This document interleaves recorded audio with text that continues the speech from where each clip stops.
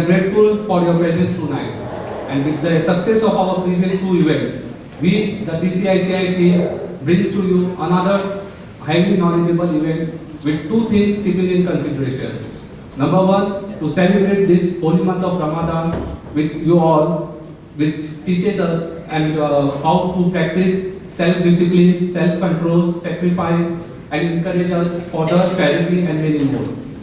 We are privileged to have the iftar together, and after the event we'll be having suhoor dinner. And the number two, the most important, to enrich all of us with the wide knowledge on wealth creation planning, for which we have eminent speakers among us from Uppscalle Investments Pvt Ltd and Motilal Oswal Financial Service Limited. As we say, when money realizes that it is in good hand, it wants to stay and multiply in those hands. And that is what we are going to learn today. Without taking much time, I would like to call upon our chapter, one of the youngest chairperson who is multi-talented, wearing many hats, engaged in sharing knowledge through seminars, doing social service, and founder of very informative website, Essence of Qatar. With great round of applause, we invite Sri Ankit Agarwal to take the proceeding further. Thank you. To all the dignitaries present tonight, Mrs. Amita Kalan ma'am, Principal MES Indian School, Mr. Subramanyam Hebagalu sir, Vice President ICC, Mr. Nishad Shafi sir, World 100 most influential person in the climate policy, and to all the renowned speakers for the evening, Mr. Akhil Chaturvedi sir, Director and Chief Business Officer, Motilal Oswal Financial Service Limited, Mr.CHP Kumar sir, Managing Director, Uppscalle Investments Pvt Ltd, CA Amit Desai sir, Co-founder, Uppscalle Investments Pvt Ltd, and to all the distinguished guests from India and Qatar, respected seniors and dear members, once again, a very good and beautiful evening. Ramadan is the holiest month of the year in the Islamic culture. For Muslims, it is a time for spiritual reflection and growth, to help those in need and to spend time with the loved ones. It is also a time when Muslims around the world fast during the daylight hour for the whole month of the Ramadan.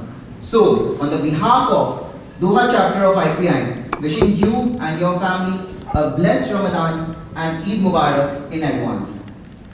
So, almost after 2 years of break due to pandemic, Doha chapter of ICAI is bringing back the tradition of iftar and suhoor get-together for the members with the CPE seminar on a very relevant and interesting topic. India, at $5 trillion economic dollar, grab your pie through wealth creation planning by Upscale. India is currently in an economic growth sweet spot. Favorable government measures and the country demographic profile have been strengthened the foundation to further build on the country's growth story. Currently standing at $2.8 trillion, the Indian economy is estimated to join $5 trillion club by 2024.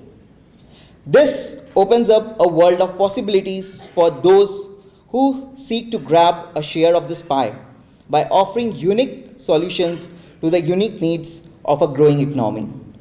So let's learn more about this through informative event. Thank you so much everyone, and with this I would like to hand over the podium to CA Devki Nandan Tibrewal to take the proceeding further. Thank you so much everyone. It's my privilege and honor to welcome and introduce CA Amit Desai as the first speaker of today's event, and he is going to upscale the knowledge of all of us. CA Amit Desai is currently working as executive consultant with Visa International based out of Middle East. His current assignment is with leading banks in Doha, Qatar.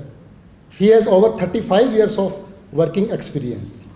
He is founder and CEO of Uppscalle Investments Pvt Ltd. CA Amit is the most sought after a regular speaker, being invited at various financial and banking conferences and seminars taking place at various parts of the world. Amit's expertise is in the field of risk management, cybercrime, forensic auditing, investigation, and fraud monitoring. In his educational qualification, he is Bachelor of Commerce, Bachelor of Law, Qualified Chartered Accountant, Qualified Company Secretary, Certified Fraud Examiner, Member of Association of International Accountants, Certified Green Belt Six Sigma, and Certified Blockchain Essentials by IBM. He has worked with various banks in senior management positions, which includes HSBC, Emirates NBD, Masrak Bank, QNB, Commercial Bank, Qatar Islamic Bank, and so on. He is also a certified teacher of Art of Living, the world's biggest NGO. He is taking workshop on stress management world over on voluntary basis with an intention of giving back to the society. His hobbies are golf, cricket, and traveling, and list goes on and on. So dear members, please help me welcome with thunderous round of applause CA Amit Desai. Good evening, everyone. It's my pleasure to be here. Again, I mean, this stage is not new to me. So many known faces. And coming back after almost 3 years, I think when Rupa was the chairperson, I have given a talk. Now, during Ankit's time, I'm back. So I'll be not taking much time. I'll not be in between the two main speakers. So this is basically our company's logo, Uppscalle Investments Pvt Ltd. And I'm going to make this session interactive, okay? Ravi, how are you? Long time. So you have to participate. Can you guess what is this? No negative marking. What does this picture say? Little louder. Somebody is riding and somebody is throwing. Very nice. Anyone? Siddharth? Dollar is slipping while somebody is trying to push it up. Okay, very good. Come on, yaar, we all are finance guys, you know. Someone making the money work for him. Fantastic. Rajesh was fantastic, always number one. Okay, yeah. In short, make your money work harder. Are we all doing that? I was not doing. I am now married 36 years and my wife has only one complaint. I made millions of dollars for the bank with whom I was working, but when it comes to managing my own finance, I was zero. And that's why in 2009 it was a wake-up call. Citibank has taken me for the ride. They were my primary banker. And I started looking into my portfolio. And the biggest pain point for them was, sir, now why you are asking all this? Last 10 years you never ask, you know. If the CAGR is 7, 8, 9%, you were happy. But then I have acquired that knowledge and I was asking that, you know, how much alpha they are generating. So I was started talking the technical language.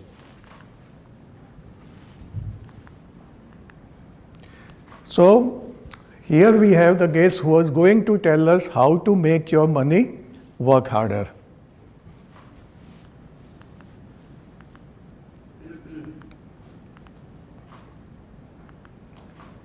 Okay, what is this? Any guess?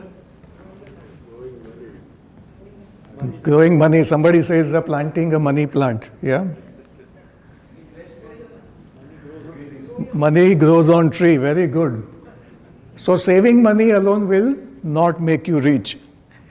If you want to be rich and you want to have a peaceful retirement, you have to invest that money wisely.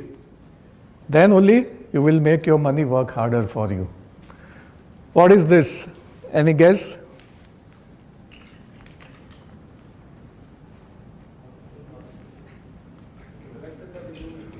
Start investing from the young age. So when you should start planning your retirement thing? At what age?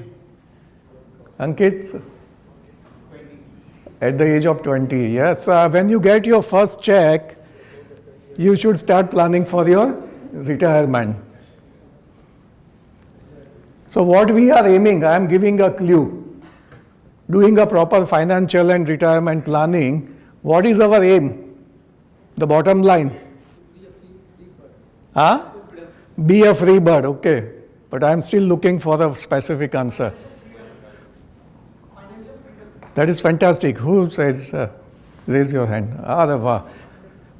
You have seen my slides? Yeah, I mean the whole purpose of coming here today in a large number, back of the mind what we want to do is to have a financial freedom. If you have not planned your finances properly, you have not done retirement planning, at the age of 60 or whatever time you retire, go back to India, you have to compromise a lot. So if you have a dream of staying in a villa, probably you end up staying in a 2-bedroom apartment. Now this is my favorite quote. We know all this guy, 92 years, and Akhil yesterday was saying that he's still investing for the long term. How many billion Akhil invested? Recently for 10 years, some 100 billion. So if you don't find a way to make money while you sleep, you will be working till you die. Do you agree? Yes, no? I think everybody is thinking that, I made millions for the organization I work. What about my own finance? So what we have done, the whole idea of starting the Uppscalle Investments Pvt Ltd came through my own experience, my own pain points. And I have worked in 3 markets, Dubai, Muscat, Doha. So we did a kind of a survey. Along with HSBC, I have worked with HSBC for a long time. So I got some insight of what the NRIs, non-resident Indians, think. So this is specifically, I have trimmed down on what the respondents has to say, basically based out of Middle East. So NRI is not having proper financial and retirement planning. Now this is, we are not saying, the people to whom we have given the questionnaire, can you guess the percentage? How many percentage of the respondent say that they don't have a proper financial planning? 60%. 60%. Something? See, we all are from the finance background, so we have done something. But you see about the people who are engineers or doctors or coming from other professions, they don't know much about the finance. It's a staggering 52%. This was the self-confession that they don't. They have some. If they have a money, they put into FCNR, they put it somewhere in NRE deposit, but not proper planning, not proper asset allocation. So majority of the non-resident Indians, why there is an inclination, more inclination? Now the percentage says for itself. People who have stayed in Hong Kong, 89% of them, the respondent says that they invest back in India. Saudi Arabia, 82%. Oman, Qatar, 78%. USA, much less, 20% less, 62%. Canada, 50%. Malaysia, 35%. Why more and more non-resident Indians, they invest back in India? Because here, in spite of saying 30, 40 years, you don't get a local passport. You don't get the citizenship. But if you are in Canada, you probably invest in that country where you live. Now, can you guess how much money we Indians sent home last year? Last year, when I say, means financial year 2020-21. Any guess? 65 million. How much? 65, okay. Something I'm looking. All the stalwarts are sitting there, I need some answer. Yeah, it's $87 billion the non-resident Indians send it back to India. So it works out to be 1,670 crore rupees every year. This is all the non-resident across the globe. Now, change in the Indian investment pattern. My whole purpose is setting up, it's a prelude. So what our eminent speakers are going to talk, I'm just creating the ground for that. So during last 3 years, 2 years where we were in COVID, so 56% felt that they have to increase their investment in India.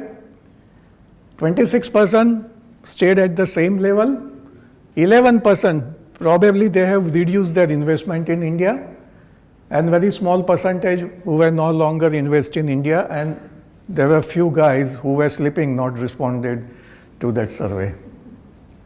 Now, what are the main reasons? 44% people felt that because they have a family and friend, and ultimately they are going to retire and go back to India, that's why they are investing.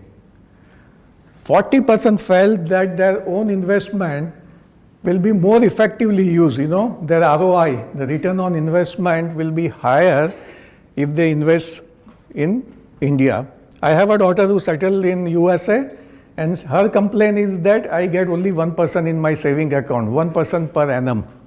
So she said, you take some money and invest in India, and after a few years give me back. The reason for increase in this thing, 37% say that we plan to retire, A lot of people from the Gulf, they migrate to Australia, Canada, America, but they want to go to India in future.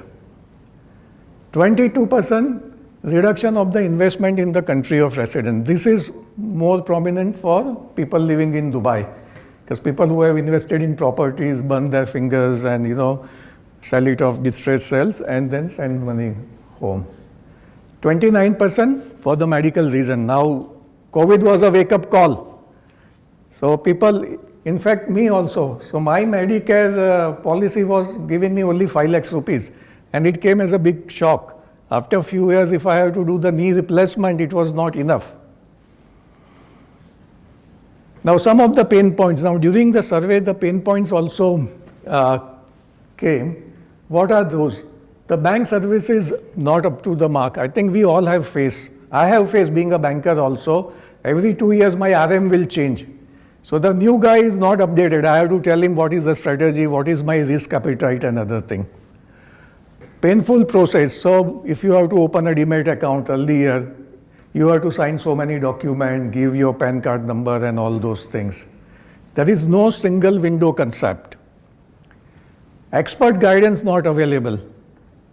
Whereas Nilef was telling me that somebody from Axis Bank called him, and the guy, after half an hour of drilling him down, he says that, sir, you have more knowledge than me. And there is no senior level partner involvement. That is what we have taken care in Uppscalle, that either myself or my partner get involved at a grassroots level. Because otherwise, if you have a RM or if you have a manager, he's just a paid employee. He's not concerned about your ROI. So this is basically the company we have floated. Less than 3 years back, we started the operations. Myself and 2 of my partners, and I'm very happy to say that we have crossed AUM of 300 crore. So this is basically coming through our contacts. My partner has a lot of contacts in Dubai, I have the contacts in Dubai. And we wanted to do a kind of seminar like this here in the month of January, but again Omicron came in and it got postponed. So now, the $5 trillion economy, and how we are going to take our pie.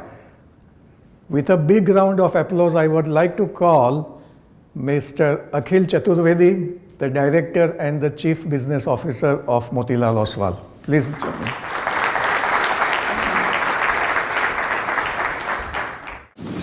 Dignitaries, esteemed speakers, and my fellow members, wish you all a very good evening. With immense pleasure, once again, I welcome to all the second session of the today's event, Wealth Creation Planning by well-known speaker Akhil Chaturvedi. Mr. Akhil Chaturvedi is currently working as the Director of and Chief Business Officer with Motilal Oswal AMC.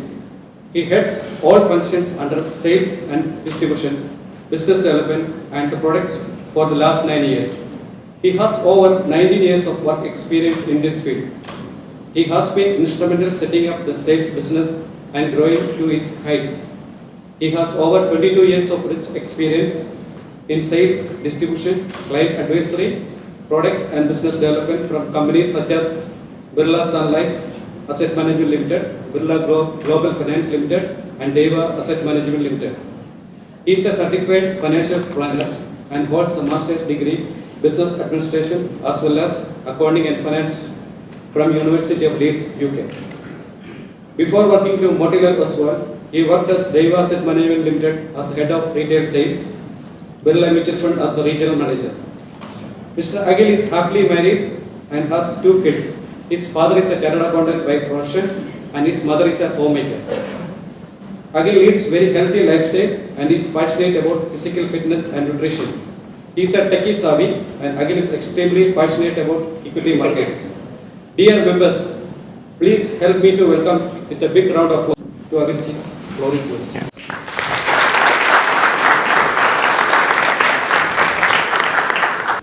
Good evening and a warm welcome to all of you. I happily accepted it. Actually, this was supposed to be done in January. Unfortunately, the Omicron came, so we had to postpone this by 3 months. But maybe this was the right time to come, as they say. So, really very excited to be out here. Even more excited to address this esteemed audience of chartered accountants. And I have been aspiring chartered accountant. Unfortunately, I could not be as lucky as you guys are. My father is a chartered accountant with over 40 years. He's still practicing. I know the importance of being a chartered accountant. My son, now he's 18, he's an aspiring CA.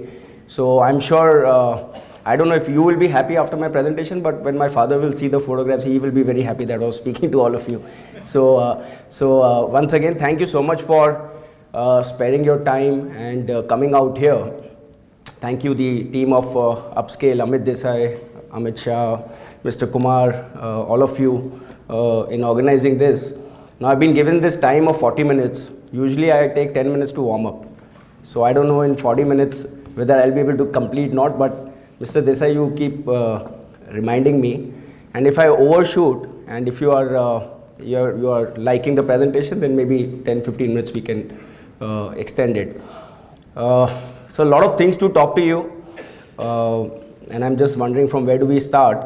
The topic of the presentation obviously is golden decade for India lies ahead, right? So we are talking about the next decadal story for India, and in the next 10 years, clearly it is very, very important, very crucial for our country, because we are at this crucial juncture where our economy is now standing at $2.8 trillion in size. And we are all looking forward to doubling our economy to $5 trillion as soon as possible. One of the gentlemen spoke about 2024. I think that is what our Prime Minister also aspires, but that is clearly not possible. But at least by the end of the decade, we would be over $5 trillion of economy, right? And as that happens, the opportunity size is going to become very, very large. So in the last 14 years, when the economy moved from $1 trillion, we touched, after 50 years from independence, we became a $1 trillion economy in 2007.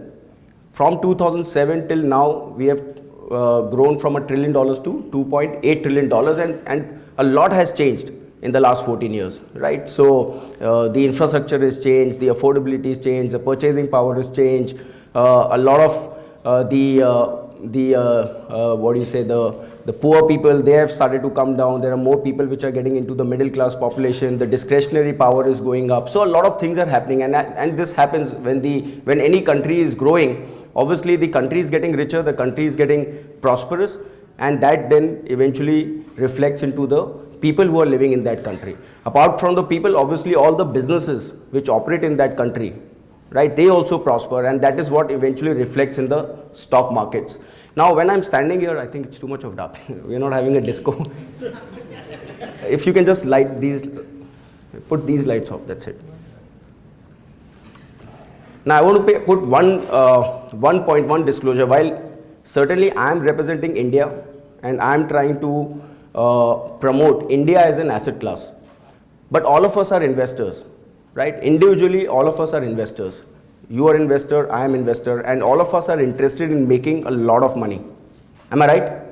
All of us are interested in making a lot of money. It doesn't matter whether you make money in India, you make money in US, you make money in China, you make money in South Korea, you make money in Hong Kong, you make money in gold, you make money in equities, you make money in fixed income. It doesn't matter. What matters is that where can you maximize your returns without taking too much of risk, right? So as investors, what we should always keep in mind is that looking forward, which are the asset classes where you feel there is going to be good growth? And when I talk about asset class, it could be equities, it could be real estate, it could be commodities, right? These are the predominantly 3 asset classes where anybody will put money.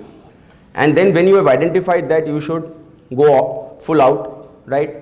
You should back up your truck and put all the money out there, right? So what is important, what is in your hand is basically to visualize where money will be made, right?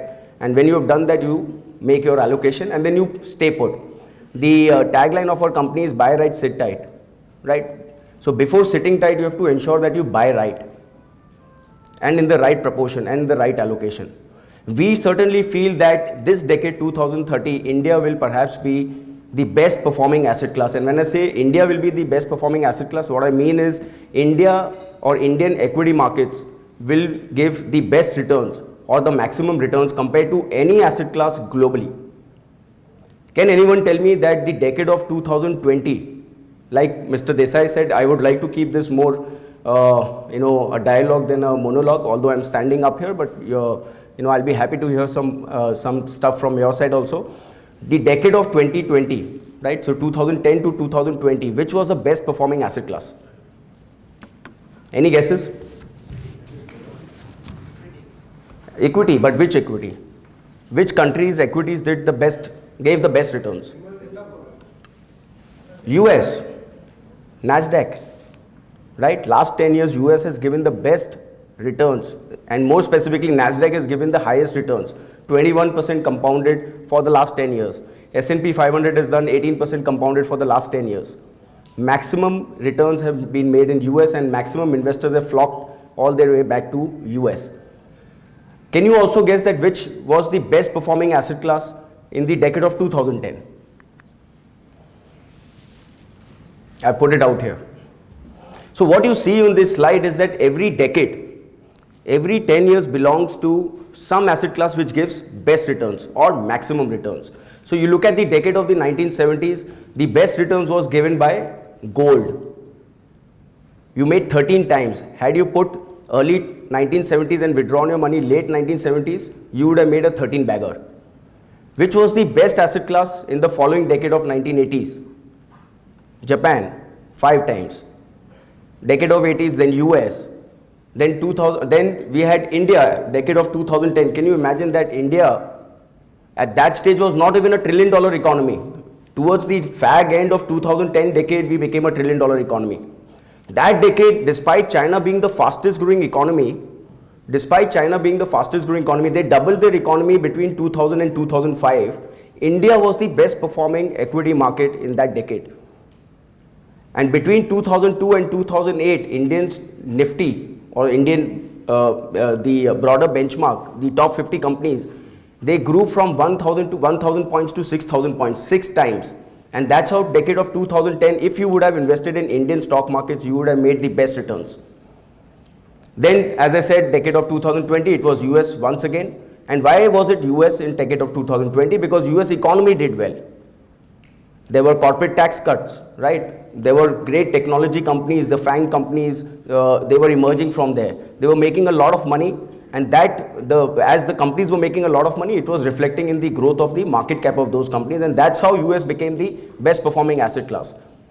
And as the decade is over, what is happening now in the last year or two is that US markets are softening, right? So 10 years they had a great time, now they may go through a time correction, they may go through a price correction, and exactly we feel that India has bottomed out in the last 10 years, and from here, whether you look at the macro data points, you look at the micro data points, whatever we have been trying to do in the last couple of years in terms of reforms done by the government, all of these are now leading into positive impact on the economy. And positive impact on the economy will have a positive impact on the profitability of the companies. And as the profitability of the companies will grow, you will see that their market cap also will start to grow. Now we've had a very, very tough decade. The decade of 2020 has been very, very tough for India. Starting from 2008 global financial crisis, subsequently we had a lot of scams in our country. If you remember the headlines at that point of time, coal G scam, 5G, 4G, all these scams were happening, right? Then we had a change of government. And then when the new government came in, there were a whole bunch of reforms which were disruptive in the short term, right? Reforms such as started off with demonetization, right? Now demonetization obviously led to slowdown of the economy. Immediately within 6 months, we had introduction of GST, obviously in the interest of the long-term growth of the economy, but you saw the GST getting implemented, and it has its own teething problems. Immediately after that, we had the IL&FS crisis, or we had the insolvency bankruptcy code which got implemented. So the banking system kind of collapsed and all the profit-making banks went into the losses. In short term, it was bad, but in long term now we have clean balance sheets, we have rock-solid banking system sitting on liquidity ready to lend, right? We just need good borrowers. So the banking system got cleaned up. Then followed by the Real Estate Regulation Act. So before the RERA, it was very, very risky for anybody to actually invest in real estate in India because it was not regulated. So it was a 50-50, right? If you take a punt on a developer, whether he actually delivers the product to you, he doesn't deliver. If he doesn't deliver, where do you go? What is the recourse? Right? So these were the challenges when regulation was not there. Now after the regulation coming in, you have good builders, you have bad builders are thrown out, good builders are in. And real estate sector, after a period of 7-8 years of a very lull period with no growth, now real estate sector is coming back. We are seeing that the property prices are moving up, the sales velocity has gone up, and real estate sector for India is very, very crucial because it employs a lot. It is the largest employment creating sector, right?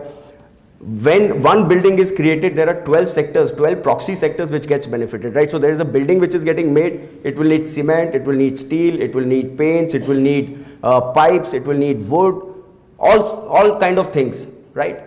So when one real estate sector does well, and which is 10% of the GDP, you can imagine employment creation, you can imagine 12 proxy sectors doing well, and it is very good for the overall growth of the economy. So RERA was a very, very crucial reform which was done just a couple of years back, right? And then what happened was COVID.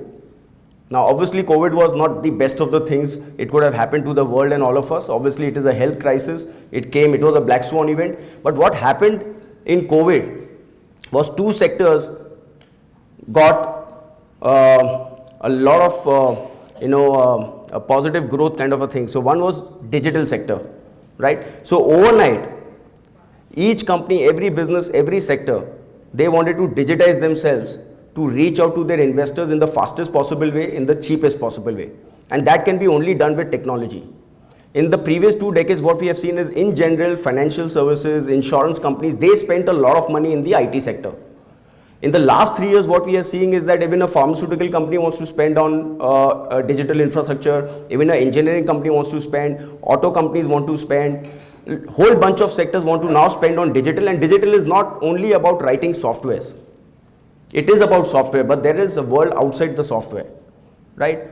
It is all about artificial intelligence, it is all about cloud computing, it is all about the big data, a lot of things which are happening in the digital, and which is the direct beneficiary of this big revolution which is happening on the digital sector. Which country benefits the most? India. Last year we have done exports of $200 billion. IT exports has been $200 billion. It was just about $10 billion when Infosys took birth in 1999-2000. It was a $10 billion export industry. It has become a $200 billion export industry. We import oil worth $90 billion. And we are exporting just one product, which is software, worth $200 billion. Right? The other thing which really worked very well in this COVID period was the health sector. Now, typical of India and typical of Indians, whether they live here or they live there, we have in Hindi what we call chalta hai attitude, right? Nothing will happen to us. We don't need insurance. We don't need to do our health checkups. We don't need to go to doctors. Everything will be fine, right? Isn't it? I mean, that's the kind of attitude we generally tend to have. But now, in true sense, health is wealth. And we are seeing that change in India where people are now wanting to go to diagnostic companies, diagnostic centers, get themselves checked regularly, take care of their health, take care of their well-being, right? More often than not, when you will go into a diagnostic center, something or the other will come, right? And then you go to the doctor and then you need a pharmaceutical and then, so, I mean, 10 years back, you had no diagnostic company in the listed space opportunity. If you wanted to invest in a diagnostic company, there was no listed company. Suddenly, you had bunch of companies getting listed and all their stock prices have shot up like anything because they're doing well. The business is growing.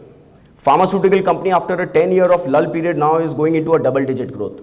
And more than anything, the medical costs are going up. And to cover those costs, insurance is very, very important.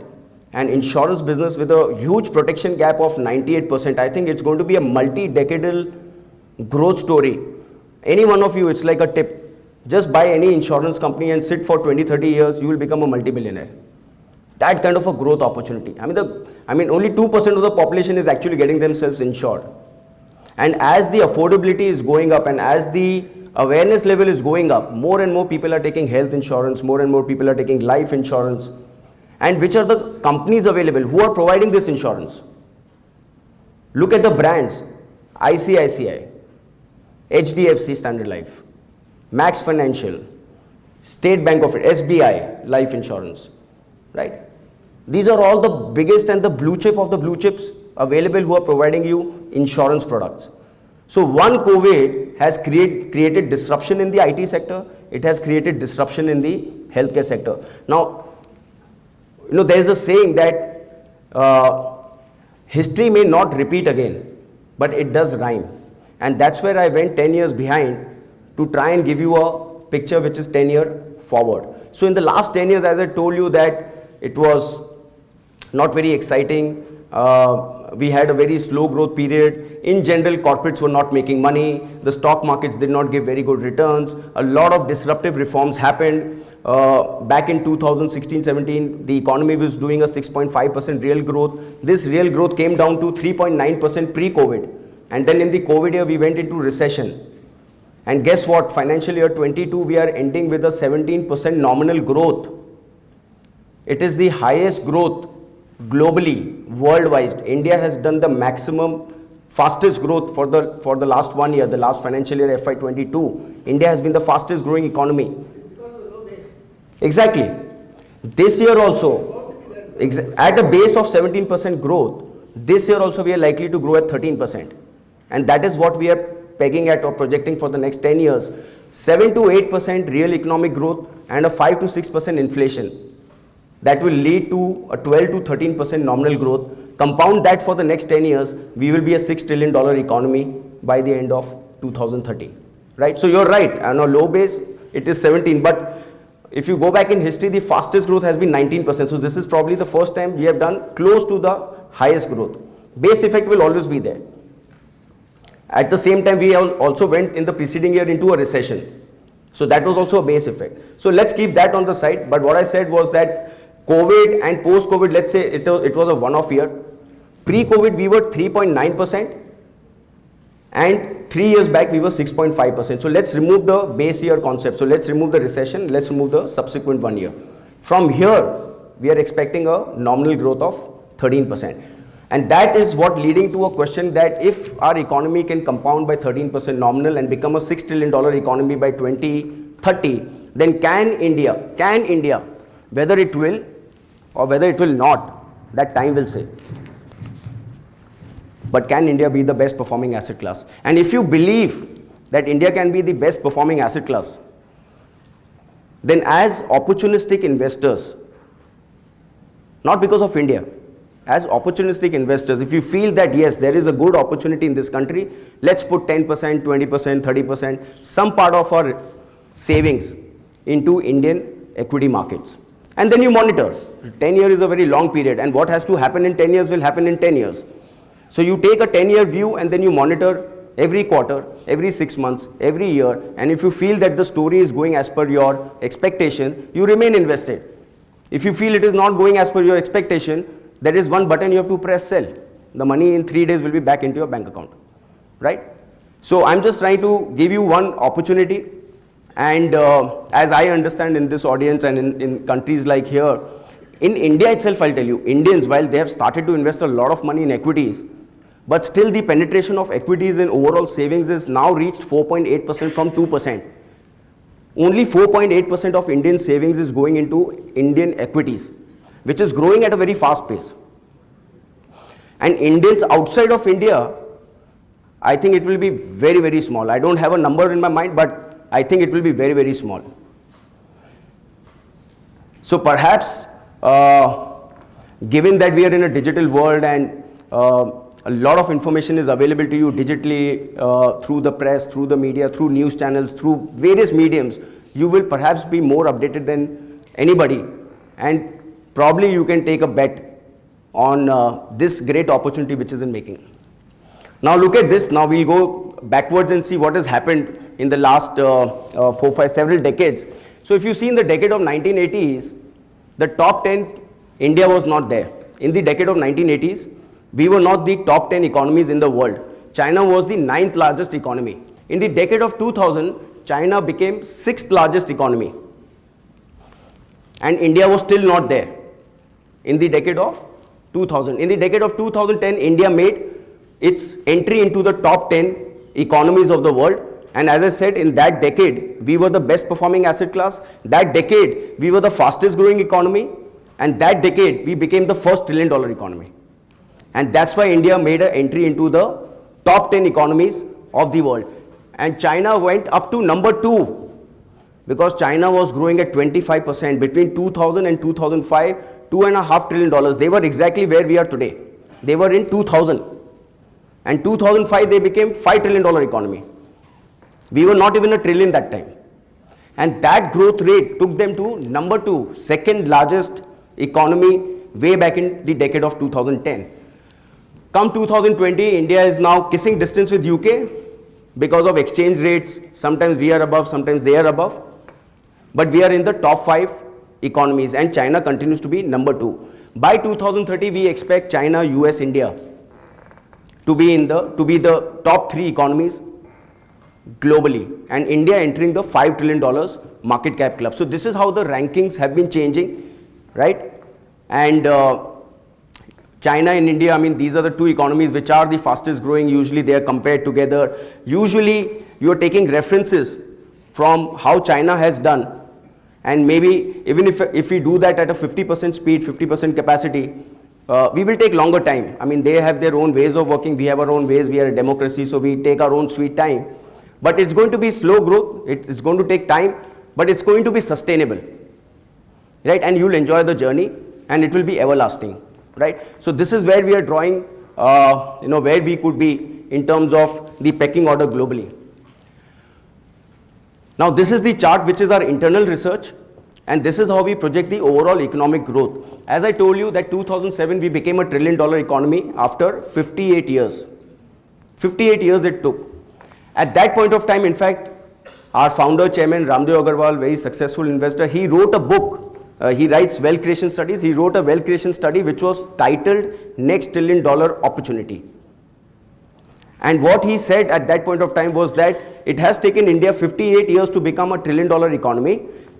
Incrementally, every $1 trillion will be added at a faster pace. And we actually created a product around this fund. Actually, this fund is also called Next $1 Trillion Opportunity Portfolio. Exactly in 2007 we created. On a lighter note, economy grew between 2007 and 2022. Economy grew 2.8 times. The fund has grown 8 times. So economy grew 2.8 times, 1 trillion to 2.8 trillion. The fund has grown from 10 rupee NAV to 82 rupee NAV. And what the fund was trying to do was just try to invest in sectors and stocks which would benefit from the fast growing economy. And exactly what has happened is that it took 7 years to become $2 trillion. It's taken about another 7 years to become close to 3 points. So as per the budget, if you would have heard the speech of the finance minister, next year we are expected to be $3.3 trillion somewhere in 2023, right? So 1 more trillion will be added.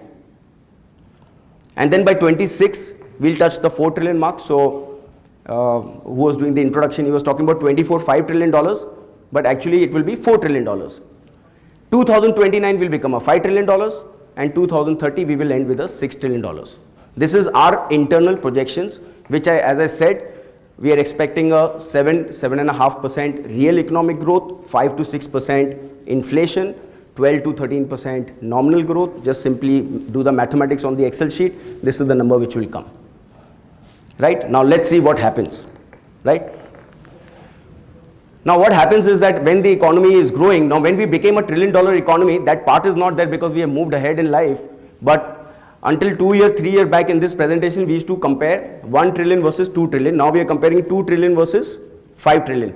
But when our economy became a $1 trillion in 2007, the per capita income was $1,000. Per capita income was $1,000 in 2007. Every $1 trillion getting added is basically doubling your per capita income. Right? So from $1,000, currently our per capita is $1,850. Now when in that first $1,000, $800 was basically going in your basic necessities: roti, kapda, makan, food, housing, clothing. Right? These are the first 3 things you want to do. You had only $200 to do savings or discretionary spend. Very little amount was left for any kind of lifestyle expenditure or any kind of meaningful savings. Now this has changed, right? At $1,850, the basic spend has moved from $800 to $1,000 because you have already done your basic spend. You already have clothes, you have house, you have food. Incrementally, you are trying to upgrade your lifestyle. So from a bicycle, you will go to a two-wheeler guy is going on a 4-wheeler, you're basically upgrading your home, you're traveling outside, you're eating better food, better clothes, and you are also able to do some savings. So if you go by that formula, what will happen by 2030 is that our per capita income will be $5,600 thereabouts. At $5,600, the discretionary spend will go up 10x because large part of Indian population has not seen anything. Large part of Indian population is still poor, right? And suddenly when over a period of time, as they will get more and more money in their hands, they are all aspirational. Everybody wants a good home, everybody wants a good car, everybody wants a good two-wheeler, everybody wants a good lifestyle. So as they will get more and more money, they will do the spending on discretionary. India is also a savings economy. Indians are very, very conservative, right? They want to save. They want to secure their future. So the savings also will be very, very high. Anywhere between 25 to 40% could be savings to GDP. All that money will get channelized in investments on the capex side, right? So this is the story. Now how this will reflect into the stock markets. So what we see again, as I said, that what you see, the history may not repeat, but it may rhyme. Now when US economy, which took 12 years to grow from $2.5 to $6 trillion, their stock markets gave a return of 15%. There is a positive correlation between economic growth and the stock market returns. This is a limited point I want to make on this slide. When China did between 2005 and 2010, their stock markets gave a 31% compounded because shorter period, faster growth, stronger stock price growth. There is a positive correlation. So all you have to bet is, can India do 13% growth? And very conservatively 2% more than the nominal growth could be the earnings growth for the Indian corporates. And if earnings growth is 15%, then that is the kind of return you should expect from Indian stock markets in the next 10 years. It will not be a straight line journey, but that is the kind of return. 15% means a crore becoming 4 crores. 15% compounded for 10 years is 4 times, right? Is that a fair return? Is that a good enough return? Or you want more? More bhi milta hai. But you have to set your goals. So this is what we learned, that as the economy will double, this is what we have seen. Let's go, the closest reference for us is India. We generally get US, so we generally get compared with US. US also took 10 years, we will also take 10 years. US stock markets gave 15% return, we will also make 15% return.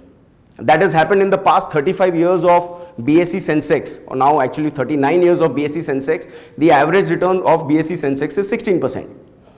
If it has happened in the last 35 years, I see no reason why it cannot happen in the next 10 years or next 15 or next 20 years. And the story of India is not getting over in 2030, by the way. But for the lack of long-term orientation what we have, I'm talking about 2010.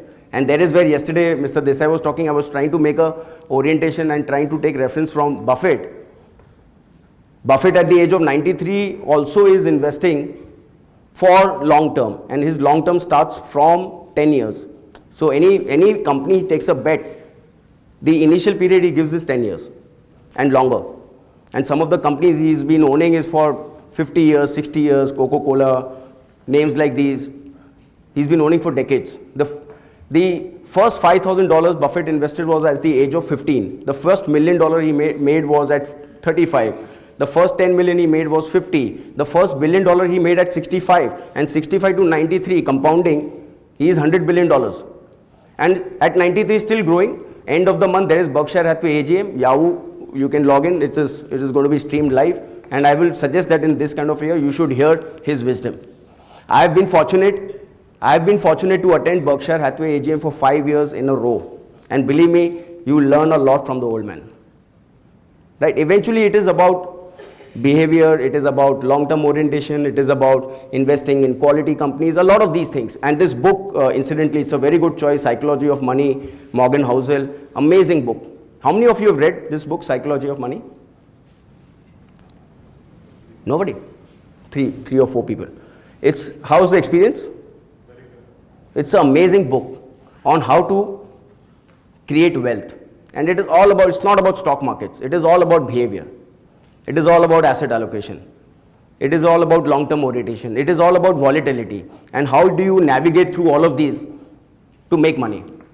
Only 1% of equity investors eventually make a lot of money. Only 1%.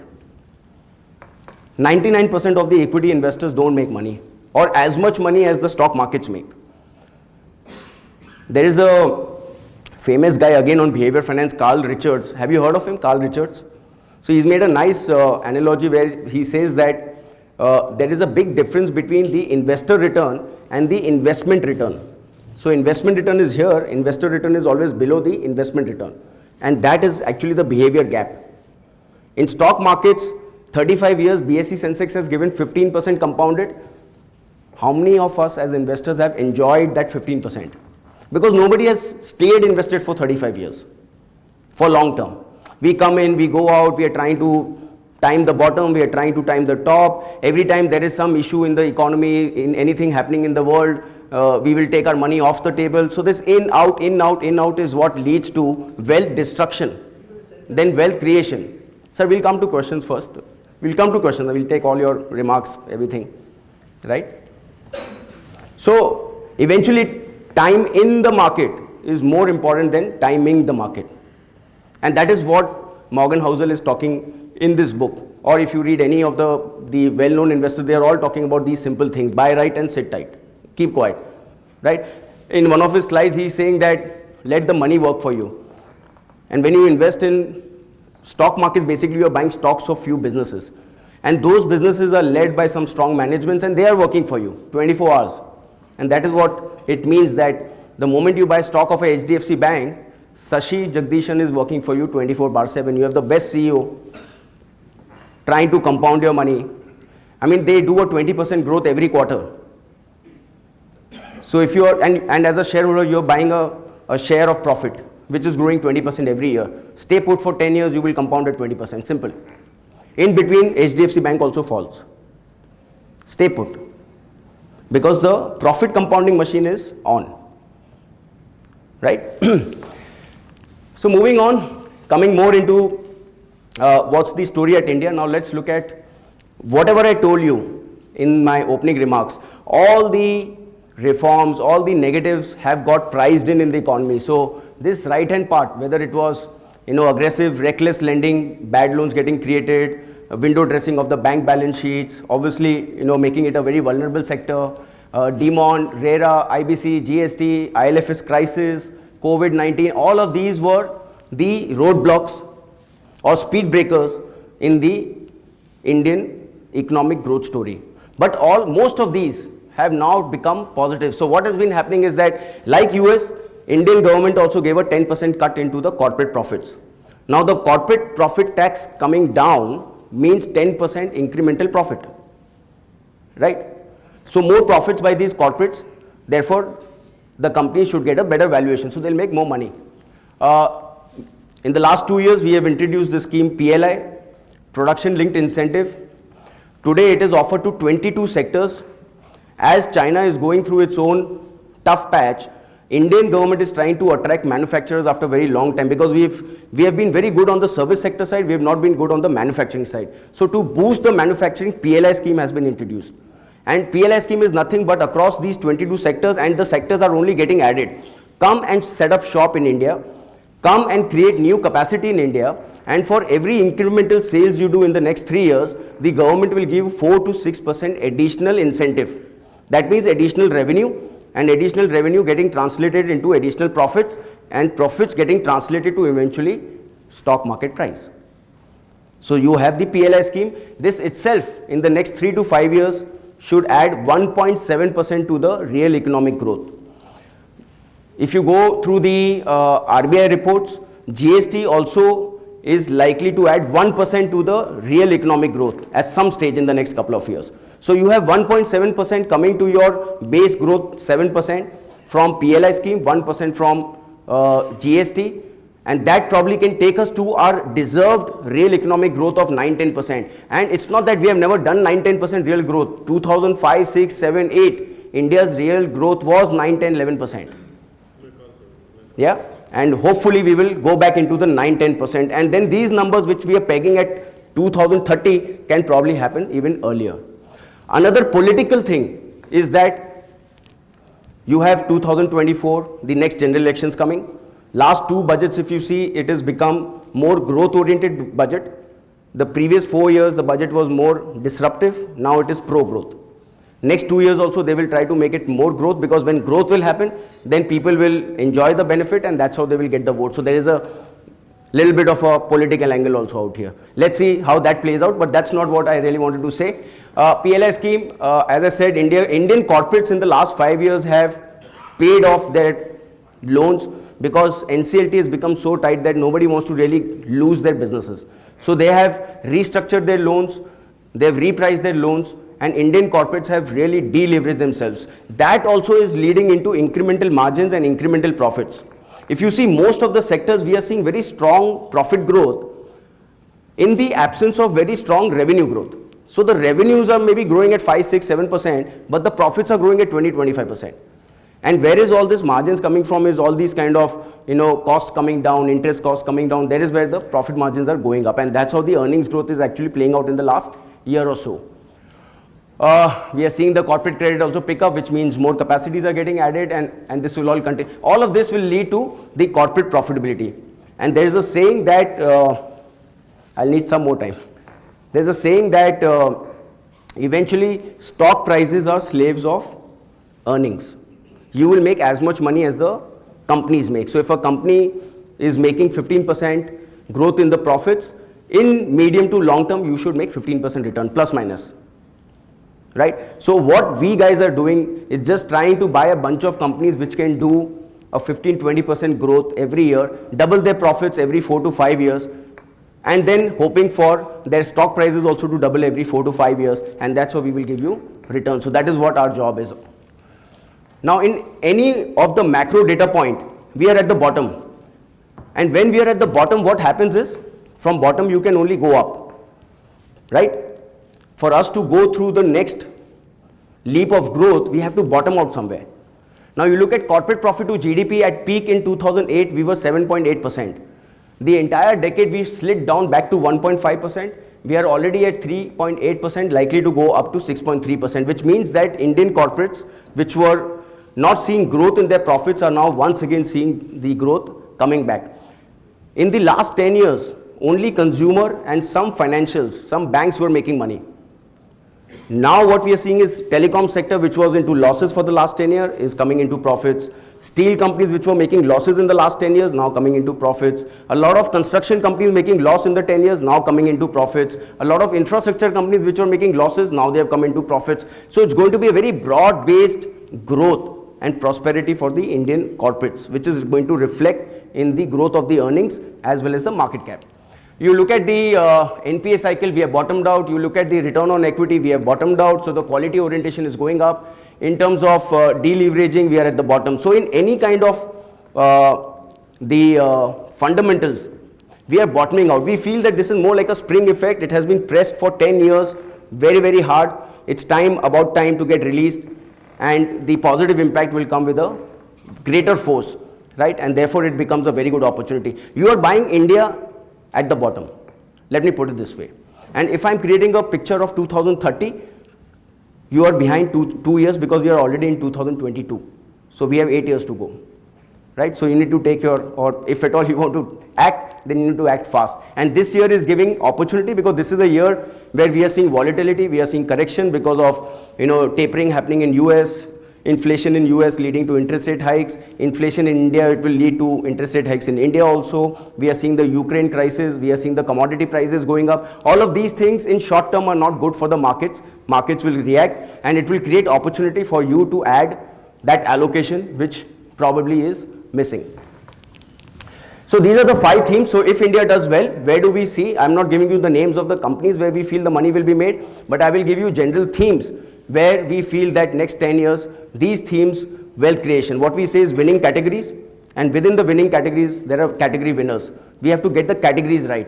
Every cycle, the winners change, and therefore the portfolio we have to rotate and get into the winning sectors, and then buy the top companies in those winning sectors. So these are the 5 things.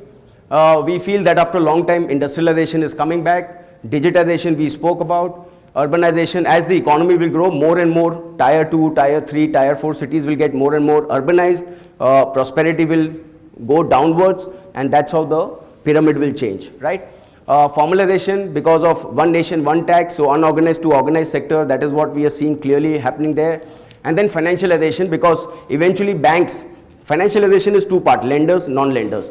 Lenders will basically advance consumption, it will give money to corporates for capex, and non-lenders will give you protection as well as savings. So mutual funds now getting into the listed space, insurance companies giving you protection, brokerage houses, ICICI Securities, Motilal Oswal Financial Services, Angel One. These are all the avenues where people put their savings, right? And that is becoming, you have companies now listed space where you can take advantage of the opportunity. These are the 5 themes we feel where largely a lot of wealth creation is going to happen, and therefore your allocation in Indian equity market should be tilted towards this space. Incidentally, if you look at this, there are 3 pillars of the economy. There is manufacturing, there is financials, and there is consumption. Actually, this is encompassing the entire economic growth, right? Let's look very quickly, we'll spin through this, but 8 trillion rupees is what 8 lakh crores is what government is trying to spend to build roads, ports, highways, infrastructure, metros, waterways, electrification, 8 lakh crores, and this is only going to grow every budget. So government has taken the first step, and they are pushing the private sector also to do capex and help in terms of building manufacturing capacities. And PLI scheme we have spoken about is benefiting several sectors anyways. Digitization we spoke about. I think India is the most digitized country globally. Do you have a Paytm in Qatar? Can you sit here and transfer money to your neighbor? 1, 2, 3 through a mobile phone number. Do you know that in India we can just transfer through WhatsApp?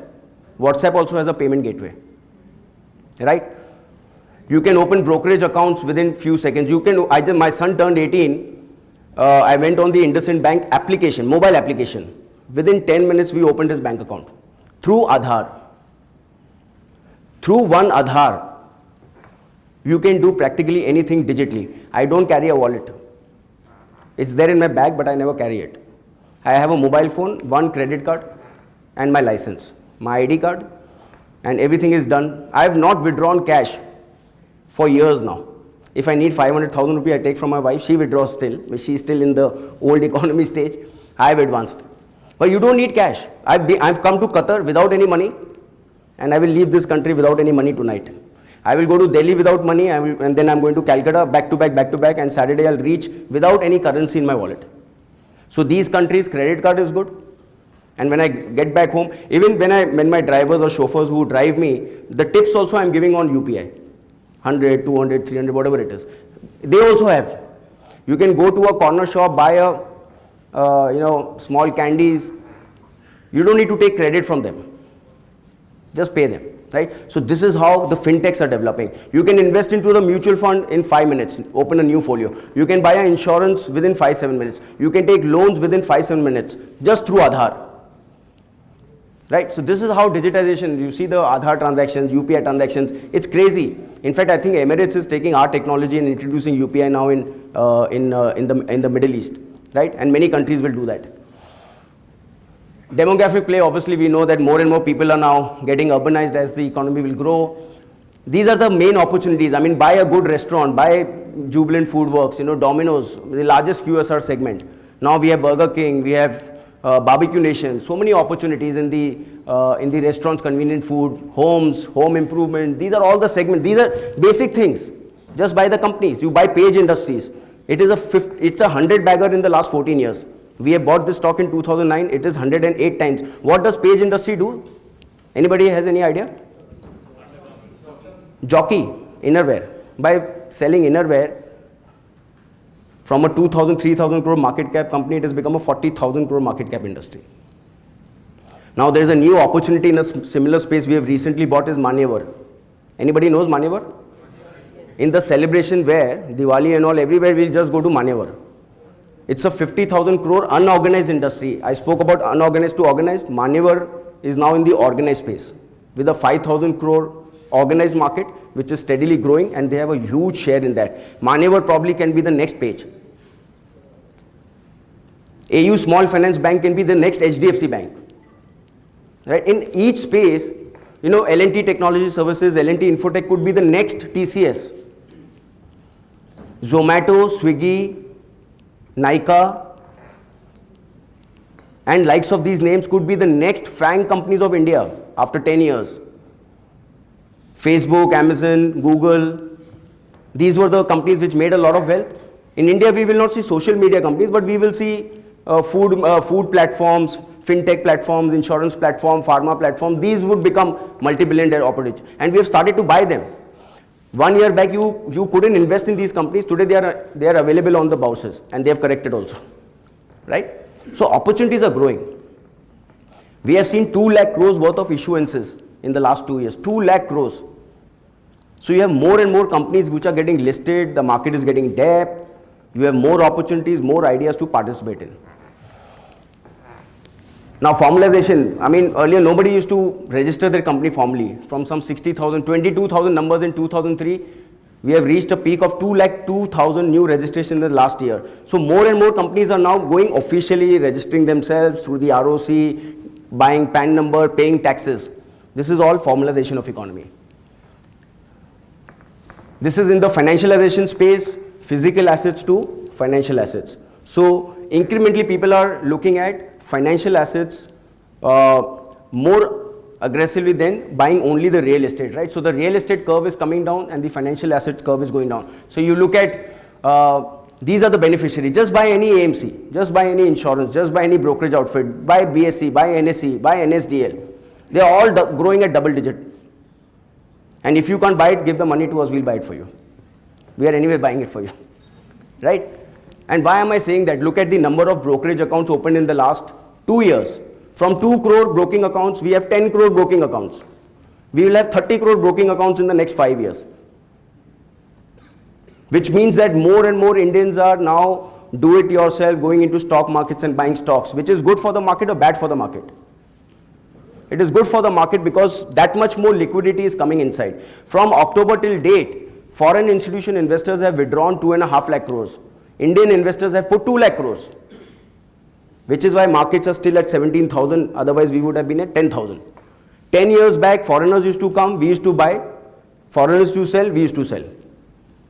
Now it doesn't matter. And let me tell you, when they will come, Indians will sell expensive. So what game they played 10 years back, now the game will be reverse. We will book profits and they will be the buyers. But in a stock market, you need liquidity. Apart from companies, apart from all these things, we need liquidity. We need buyers, sellers. Only then market making can happen. Only then markets will go up. The SIP book, systematic investment plan, every month, like a recurring deposit in India, Indian investors are putting SIPs in equity. This has doubled from 6,000 crores to 12,000 crores in the last 5 years. 12,000 crores means almost $2 billion. Whether markets are on top, markets are at bottom, economy is 7%, economy 2%, $2 billion is coming in stock markets, period. Apart from that, all the lump sum investments, all the pension money, all the ETF money, these are all the incremental flows which are coming in the stock markets, which is where the volumes are building up. All right, so dependency on foreign institution investors is now story of the past. Mutual fund AUM, this is only equity.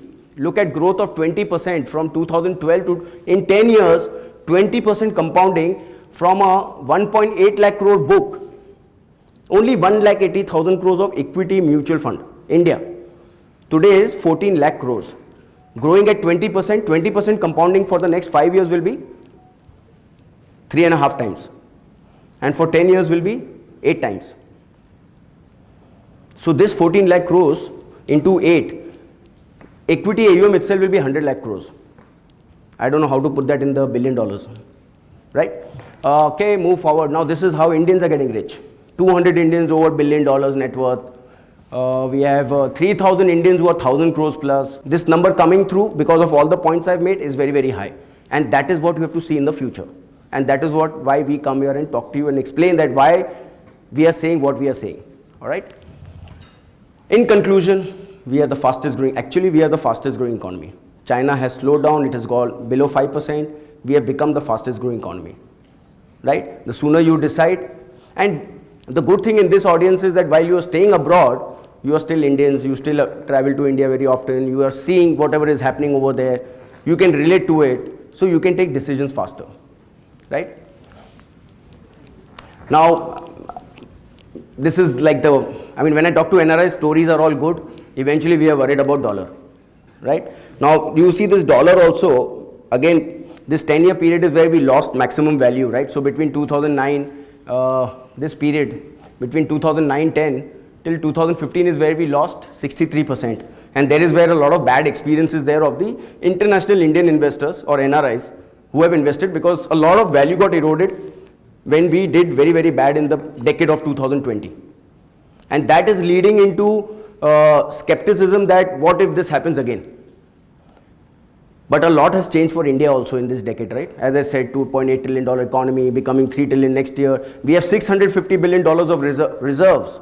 This reserve is being adequately used to keep the currency stable. Actually, we should have appreciated 3 years back when a lot of foreign money was coming in. RBI did not allow it to slid below 70s, and it is not allowing it to go down below 76. And very briefly, it went to 77 during the Ukraine-Russia crisis. It is back to the 74, 75 kind of a window. I feel that the rupee will be very stable given that the strength we have. I mean, he gave a number, right? What was that? $80 billion or $89 billion. Which is more than the oil we are importing. So you guys are taking care of it, right? The worry is the oil. Oil is what keeps our currency vulnerable. But I think the RBI now is doing a great job in managing the currency. Still, I would say that you expect a 1% depreciation over a longer term period, right? So if we give you a 15% return, 1%, if you come for a 10-year 1% depreciation, you still make 14%, let's say 13.5%. You pay 10% long-term tax, you still make 12.5%. The interest rates are 6%, and that is where the next slide will come, right? So this is what, in general, you are sending a lot of money into fixed deposits. Fixed deposits, this FCNR is about 2%. Post-tax, you make 1.5. Inflation is in India 6%. Actually, you are losing value. You are not doing a good service to yourself by putting money in deposits. Yes, 100 will remain 100, but your purchasing power is actually negatively compounding. You will not be able to maintain same lifestyle when you come back. If you are putting your money in FCNR, you will have to take a call, you will have to rebalance your portfolio, and then you have to look at equities. You just cannot stay without it. Whether it is 10%, whether 20%, 30%, 5%, your choice. right? But this is a simple mathematics. Actually, how your purchasing power either will grow or it will degrow. The choice is up to you. We have a lot of young people out here. About time that you rebalance, and then we have a team out here who can help you do that rebalancing. What I was trying to show here is that, see, this is also very interesting slide, that asset classes, the returns from asset classes change every year, right? What we have here is India equity, gold, international equity. See, 2007, the best performing asset class was US. 2008, somebody else, right? So if you come back in 2021, India has done 25%, US has done 32%, gold is negative, and which is the third one, this is missing, but this is fixed deposit, right? So every year, the best performing asset classes will keep changing, and that is where you do the asset allocation. I'm not saying that you buy whole hog India or Indian equities. You should have something in gold, something in Indian equity, something in foreign equity, something in real estate. Diversify your portfolio into negatively or low correlated assets, so that each year 2 or 3 assets are giving you positive return, 1 or 2 assets are giving you negative return. Your average return is high and your wealth is actually growing. So it is all about allocation, and then it is about selection, right? So keep this in mind. Eventually, to make money, it is all about vision, to see in the future. What I'm trying to show is 2030. Can you see that? If you see that, then you should have courage to buy. And if you have courage to buy, then you should have patience to hold. Just in case there's a war which happens, just in case there's a COVID which happens, just in case there is something which will happen, we don't know. That is the rarest of the 3. There is where we lose the plot, right? So when you come to equities, don't check your daily valuations, look at your portfolio once in a year. In fact, just go to sleep, wake up only after 10 years. You'll see the difference. There's a story of Rip Van Winkle. In our school days, how many of you know about Rip Van Winkle? This guy goes into the forest and goes to chop the trees, goes off to sleep, comes back after 20-30 years. He goes back, the house has become bigger, children have grown up. So just sleep. There are so many investors we meet, who have bought levers 30 years back. Just recently in Hyderabad, I met one investor. Grandfather had bought 15,000 shares of Shree Cement. 15,000 in non-demat, in physical form. Went to son. Unfortunately, son also passed. Daughter is only 22 years old student. The valuation of Shree Cement 15,000 shares is 22 crore rupees. She is inheriting 22 crores, only one share, bought by grandfather. 10,000 shares of Reliance Industries. So we were just calculating, and these shares are in non-demat. The portfolio valuation is coming to about 100 crores. This is what happens when you are lucky with 2 or 3 names and you sleep, and then the companies have done the job for you, right? And this is again very interesting from behavior perspective. 2002 to 2008, 1,000 Nifty became 6,000, but it came with 7 corrections, 2 corrections as deep as 30%. And beauty is, please read this. Weak market sentiments, inflation fears. Inflation fears, interest rate hike. FII outflow leading to market fall. High oil prices, rise of interest rate. UPA, change of government, again US. So what is does it ring the bell here? Any bells are ringing? Today what is the fear? Inflation, oil, US. It's the same. Corrections will happen because of these reasons. Despite that, in this 6 years, 1,000 became 6,000. You have to stay put. And these corrections, you see these red lines, these are very short-lived corrections. They usually will last 30 days, 60 days. That 30, 60 days when your portfolio is down 30, 40% is what makes you press that sell button. Doom. Right now I'll go, maybe 10% of this crowd will get optimistic, they will put, and one correction of 10%, baap re, wo kuch bakke gaya, ulta seedha, get out. Back to FCNR. These days, please, in the COVID correction, when the 40% collapse happened, and I'm 100% equity. 100% equity. I can open my portfolio, no debt. I would have lost 40%. And it's a decent size corpus, portfolio. I didn't open for 2-3 months. Because I knew, even I'm a human being. Let's say it is a crore becoming 60-70 lakhs is very, very painful. And you don't know what is this COVID, when it will get rectified. I also thought it's a doom.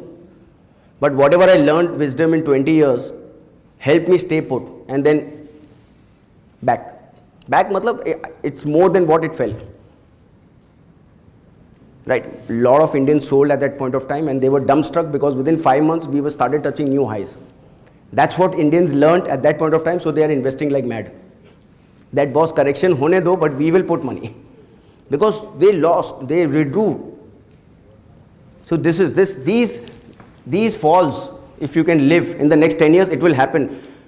$5 trillion also will happen, 15% compounding will also happen, Sensex will become 2 lakh also will happen, Nifty 50 will become 60,000 will also happen, but it will happen with the corrections. You will have to live through the corrections. This is when you play cricket, there are rules of the game. When you play football, there are rules of the game. You come in stock markets, this is the rule of the game. Right? Treat corrections as your friend, treat volatility as your friend. Warren Buffett says that be greedy when others are fearful. When others are fearful, you become greedy, right? So vice versa. Right now, everybody is fearful. Nobody has any clue. Become greedy. Take the opportunity. Get inside. When all headlines will be positive, everything will be looking good. That is the time you would have made a lot of money. Book your profits. So play contra. Play counter cyclical. Don't play cyclical. Don't get. I mean, Indians. Last 2 years, we have a Nasdaq fund. We launched a Nasdaq 100 fund. First asset management in India to launch a Nasdaq fund in 2010. It was just about 75 crores. It took 8 years. The fund was always 70, 80 crores. In last 2 years, suddenly we realized after US has given return, बाप रे US में बहुत पैसा बन रहा है. 10,000 crores went into that fund. 10,000 crores, and from there it is 20% down. So coming on the tops, going in the bottoms, is a fool man job.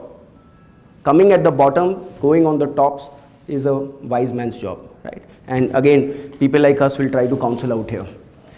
Very little, just 5 minutes more, Mr. Desai. Is it okay, guys? I'm definitely over my time, which was expected, right? Very little about our company. So, Motilal Oswal AMC, we are now 18 years into asset management business. We do only equities. We are a boutique investment house. We have a very strong investment philosophy called QGLP. Q is quality, growth, G is growth, L is longevity, P is price. Quality, growth, longevity is why we buy a company. P is basically at what price we buy a company. Essentially, we are trying to buy high quality, high growth at a reasonable price so that we can protect your downside and give you maximum upside. So this is the philosophy what we follow. 3,000 stocks actively traded in the market.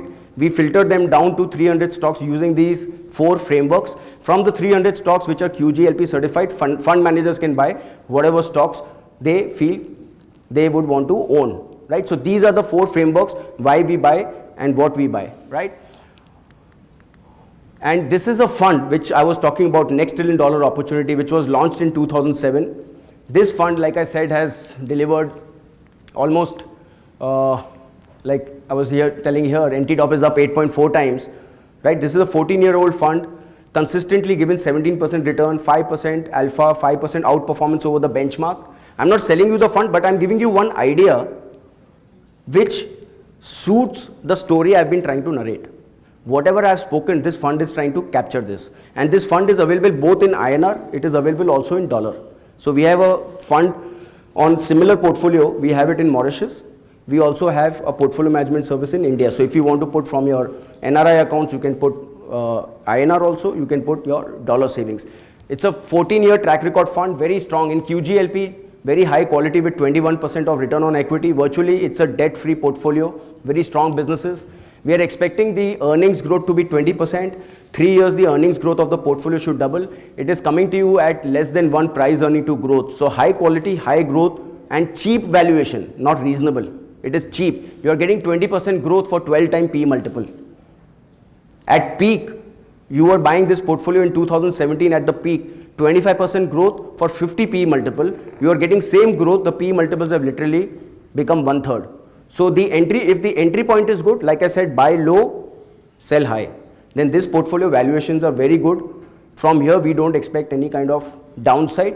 We expect a lot of upside. And this is how the portfolio looks. We have all the blue chip names here in banking. We have Kotak Bank, ICICI Bank, State Bank of India. ICICI and State Bank are very, very cheap banks. In consumer, we have Page Industries, we spoke about, Voltas, Vedant Fashion. In IT, we have L&T Technology, Tech Mahindra, TCS, all blue chip names. There will not be a single name which you would have not heard of. It's a fund which is over $1 billion in size, one of the most successful strategies. You can participate through dollar, INR, as I said. So this is an idea which you can look at if we want to play the next $1 trillion growth story. So with that, thank you so much for your time, and sorry I jumped the time, but I hope it was a session where time well spent. Hope I could add some value, and any questions, if at all, maybe in next 2-3 minutes we can take some questions, and then we'll go on to the third session. Thank you once again. Thank you. Thanks a lot for that wonderful, insightful and informative session, Mr. AC. Okay, just really so, distinguished guests of DCICA family, respected speakers of the day, and respected members of DCICA. Good evening, Ramzan Kareem, and an advance Eid wishes to one and all. It is my pleasure to introduce the speaker of the day, Mr. Kumar Chinta, popularly known as CHP Kumar. CHP has 35 plus years of experience in retail finance business, sales and retail finance, covering diverse products like motorcycles, three-wheelers, tractors and agri equipment. As a co-founder and president of Wheels EMI, he established entire front-end business of the company. He worked with top corporates like Bajaj Auto, Bajaj Finance, Escorts Limited and Texmo Industries at senior level. He created many innovative business models in motorcycle rural sales, retail fundings of two-wheelers, paddy, combine harvesters and pump sets. Checkless retail financing models like BCC and ADM in motorcycles are his forte. Due to these models, 95% of Bajaj Finance was checkless. With this short introduction, ladies and gentlemen, please help me in welcoming the man himself, Mr. CHP.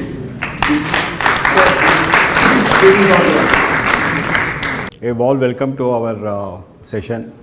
Now, you could really hear that what is a 5 trillion economy, whether to invest in India or not. But how do we grab 5 out of that is my session now. So it's good, it was there. But how safely we can really do that? Is it possible to invest? Whether to invest or not will be my session, right? And this is what all we were in the prelude, or when Akhil was saying, is that when you work for your own companies, your own organizations, so make your savings, that invest that savings into second source of income. Otherwise, your wealth will not be created. And that is done through your financial planning. And all this personal financial planning has got a special tools and very well tested tools. Quite long years they tested, a lot of theses were tested, and that is what a lot of people have practiced, and that's what I'm going to put forth for you.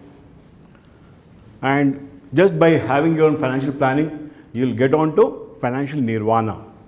By planning adequately right in advance, you'll get on funds flows regularly, that will get you into your financial nirvana.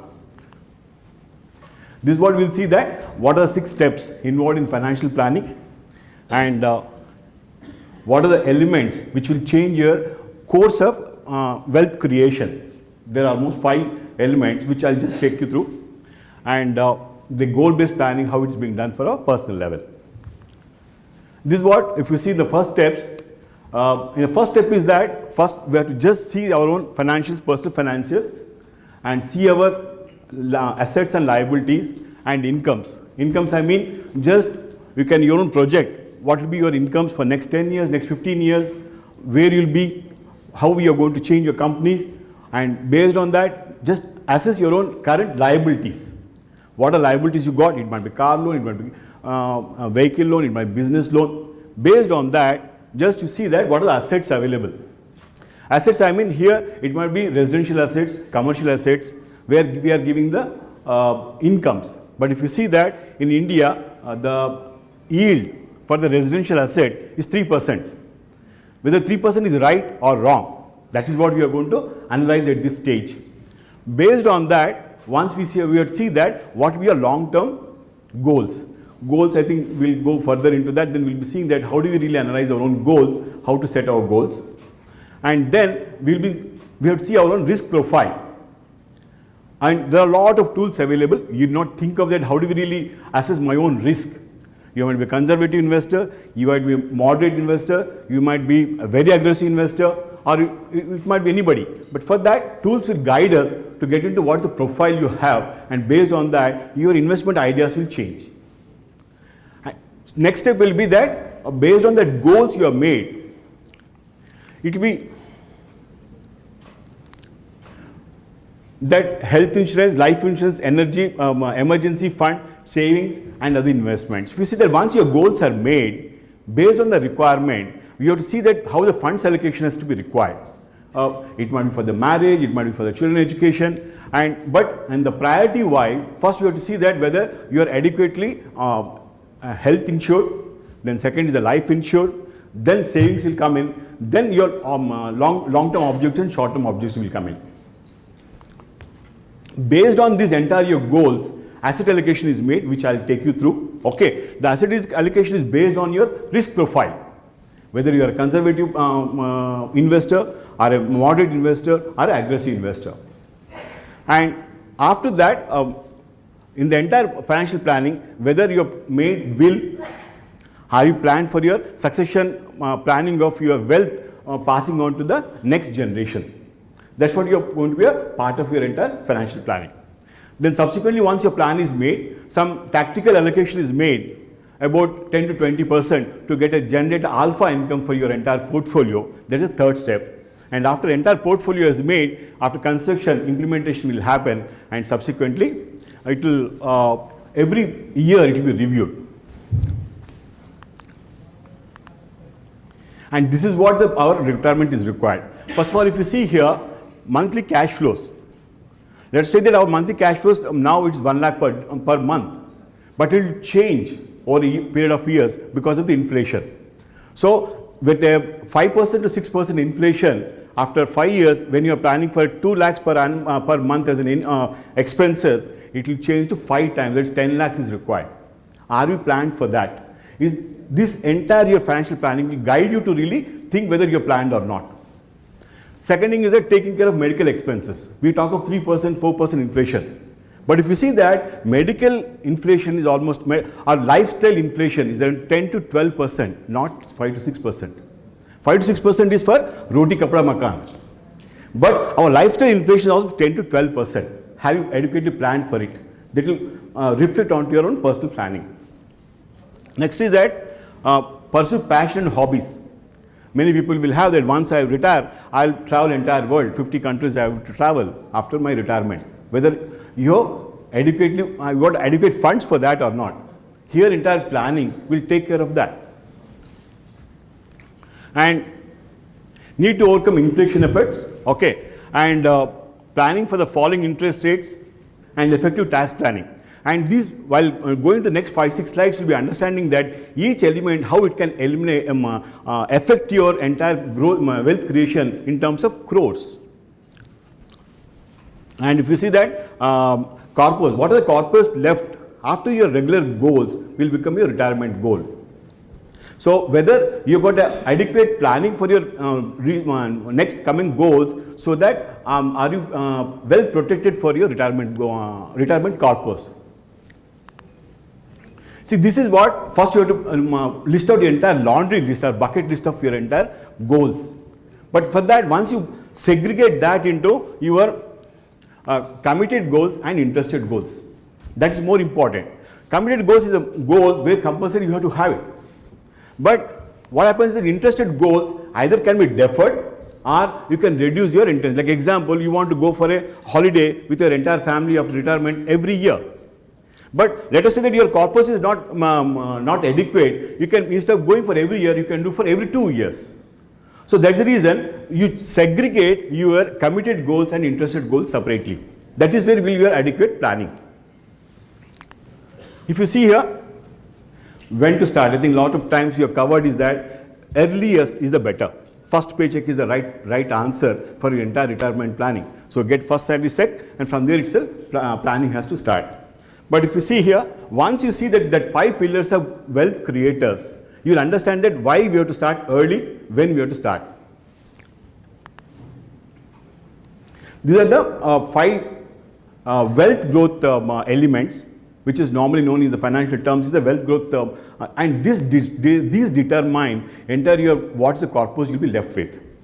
One is that time and horizon of keeping the investment. Okay. Second thing is that power of compounding, inflation, taxes and expenses, and risk of investments. And the first example is the time and horizon. And if you see here in the first example, where one person has invested in 1987 around 20 lakh rupees for buying a house at the end of 35 years. That's almost their plan for a retirement. They started planning investment around 1987. The corpus at the 7% annualized CAGR, it was 2 crores. But say his friend who has started invested on 1997, which is 10 years later, for the same compound growth, they got 1 crore. That means the person who started 10 years before will have 2 houses, this guy will have 1 house. That's the difference of time. Just starting by 10 years late, for the same amount, same returns, your corpus has become half. Instead of 1 house, 2 houses other person has got. And other way of doing it, same thing is the time horizon. Let us say that you want to plan out, you got 30 years of time. You started, let's say that you started 30 years in advance of the retirement for planning. So at the time of retirement, if you want 2 crores fund, okay, at the 10% compounding, Akhil was talking 15%, 16%, I'm not taking that. Very conservative figure I'm taking here. Let us say that you invest in an instrument which are very, very conservative, very less risk, at the 10% also. For a corpus of 2 crores, you require SIP of 10,000 rupees. Just 10,000 rupees every month, just put it into the different mutual funds, it will be growing into 2 crores corpus in 30 years. But same way, if you start just 5 years later, for the same 2 crores fund which you are planning, the requirement will be 17,000 SIP. And say you are starting 20 years before, that means 10 years later, your SIP will be almost 30,000, from 10,000 to 30,000. Just by delaying your investment by 10 years, your SIP has become 3 times. All other terms are same. And this is what the tremendous difference will happen in your entire planning of timing. So when is the time you have to start? Right today. Okay, lost we cannot get it, but we are not planned from today itself. So the time horizon, that's what I was making some examples, is that to really understand that how much difference it will make in our entire planning, entire corpus building. Next is that power of compounding. So if you see here, an instrument, once we invest into a yearly compounding, a 1 lakh rupees invested into a yearly compounding product, after 10 years, it gives 2,36,000. But the same 10 lakhs, 1 lakh, if you invest into a company, our instrument, which gives monthly compounding, you will get 2,45,000. This is very meager, na? 10,000. But really, if you see that at your portfolio level and at a time horizon, this is example it gives. If 1 crore, if you are invested for 35 years, for 8% annualized for 8% annual interest rate, okay, for a yearly compounding, you will get a corpus of 14.8 crores. But the same amount, for the same period, if you invest into a monthly compounding instrument, okay, you will get 16.3 crores. Means how much? 1.5 crores you will get additional. So your investment was 1 crore. You will get additional 1.5 times your own investment just by choosing a right instrument. Nothing else changed. Just instrument is that instead of going for a yearly compounding instrument, you've gone for a monthly installment. And that is what the power of compounding. About the inflation, all of us talk, but what happens in the real terms? If you see here, at the 5% inflation rate, at the for 30 years, your expenses will become 4 times. Let us say that you are planning for now for your retirement. Current your lifestyle is 50,000 per month, which is required. But same thing, after 30 years, when the time of retirement, you have to plan for 2 lakhs per month is your requirement. And that is what and I am taking it as 5%, which is very, very moderate, which has to happen. 5% inflation is, we cannot reduce it rightly. As a growing economy, it might come down, but I am taking conservatively that have we taken these things into in our planning? Are we planned for it? And example, I think Akhil was also talking about the FD, because that is what we got into survey, that 90% of GCC country NRIs, 90% people, major amount is there into FDs. Major. And this is what is going to be eye opener for all of us. Like, let us take that, and FD is the first thing. An investment 2.33 crores, because I have taken that so that you will get some example here, rounded figure here. 2.33 crores if you invest, because reason is that when you retire at 55, 60, our life expectancy is 90 to 95. So 35 to 40 years is required. So that is, if you see my slides, a lot of things I made for 30 years, 35 years, 40 years.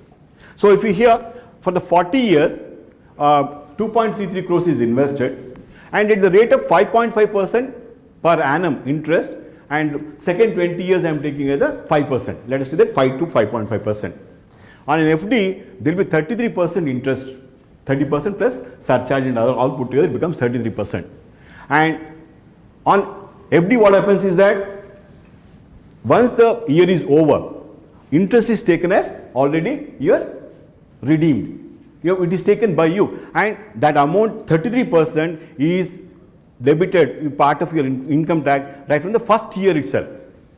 That's very difference. If you understand that, your interest outflow, tax outflow for the interest is right from the first year. Every year you have to pay 33% tax on the interest.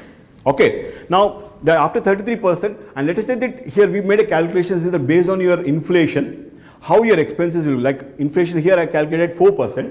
First year your requirement is 6 lakhs per annum at the time of retirement. At 5th year it becomes 7 lakhs, at 10th year it becomes 8 lakhs, like that. At the 40th year you require 26 lakhs 63,000 per annum. And this is a reality. It's reality. So when this is required, now let us take, that's the example I have taken here, 6 lakhs in the first year, 40th withdrawal is 6. That means every year you invested 2.33 crores. Every year you are taking out money for your expenses. Let us take in the retirement. So then after that, at the end of 40 years, you will be left with 2 lakhs. Right? 2 lakhs. Again, you see at the 40th year, what's the value of 2 lakhs? Current value of 2 rupees. Okay? Second example, same thing I plan with your SWP. So we'll sit together, we'll discuss on that. Then I'll say that just don't do this. I'll do a systematic withdrawal plan, which all of you know about it. Okay? Systematic withdrawal plan. How it works? First you put into mutual funds. It will increase the corpus. From the corpus, every month you withdraw the money. Just like your pension, just like your salary. So that is known as systematic withdrawal plan. So how that works? Same 2.33 crores you have invested. You got same horizon of 40 lakhs. And for the sake of easy calculation, for us to understand, I have taken, let us say that even mutual funds give the same returns, 5.5 and 5% returns. Okay, I not changed it, but it's not reality. Reality is 10%. Okay, if you see here, long-term capital gains is 10% on the returns. So all of you are CAs, so I don't debate much on that. 10% on the profits.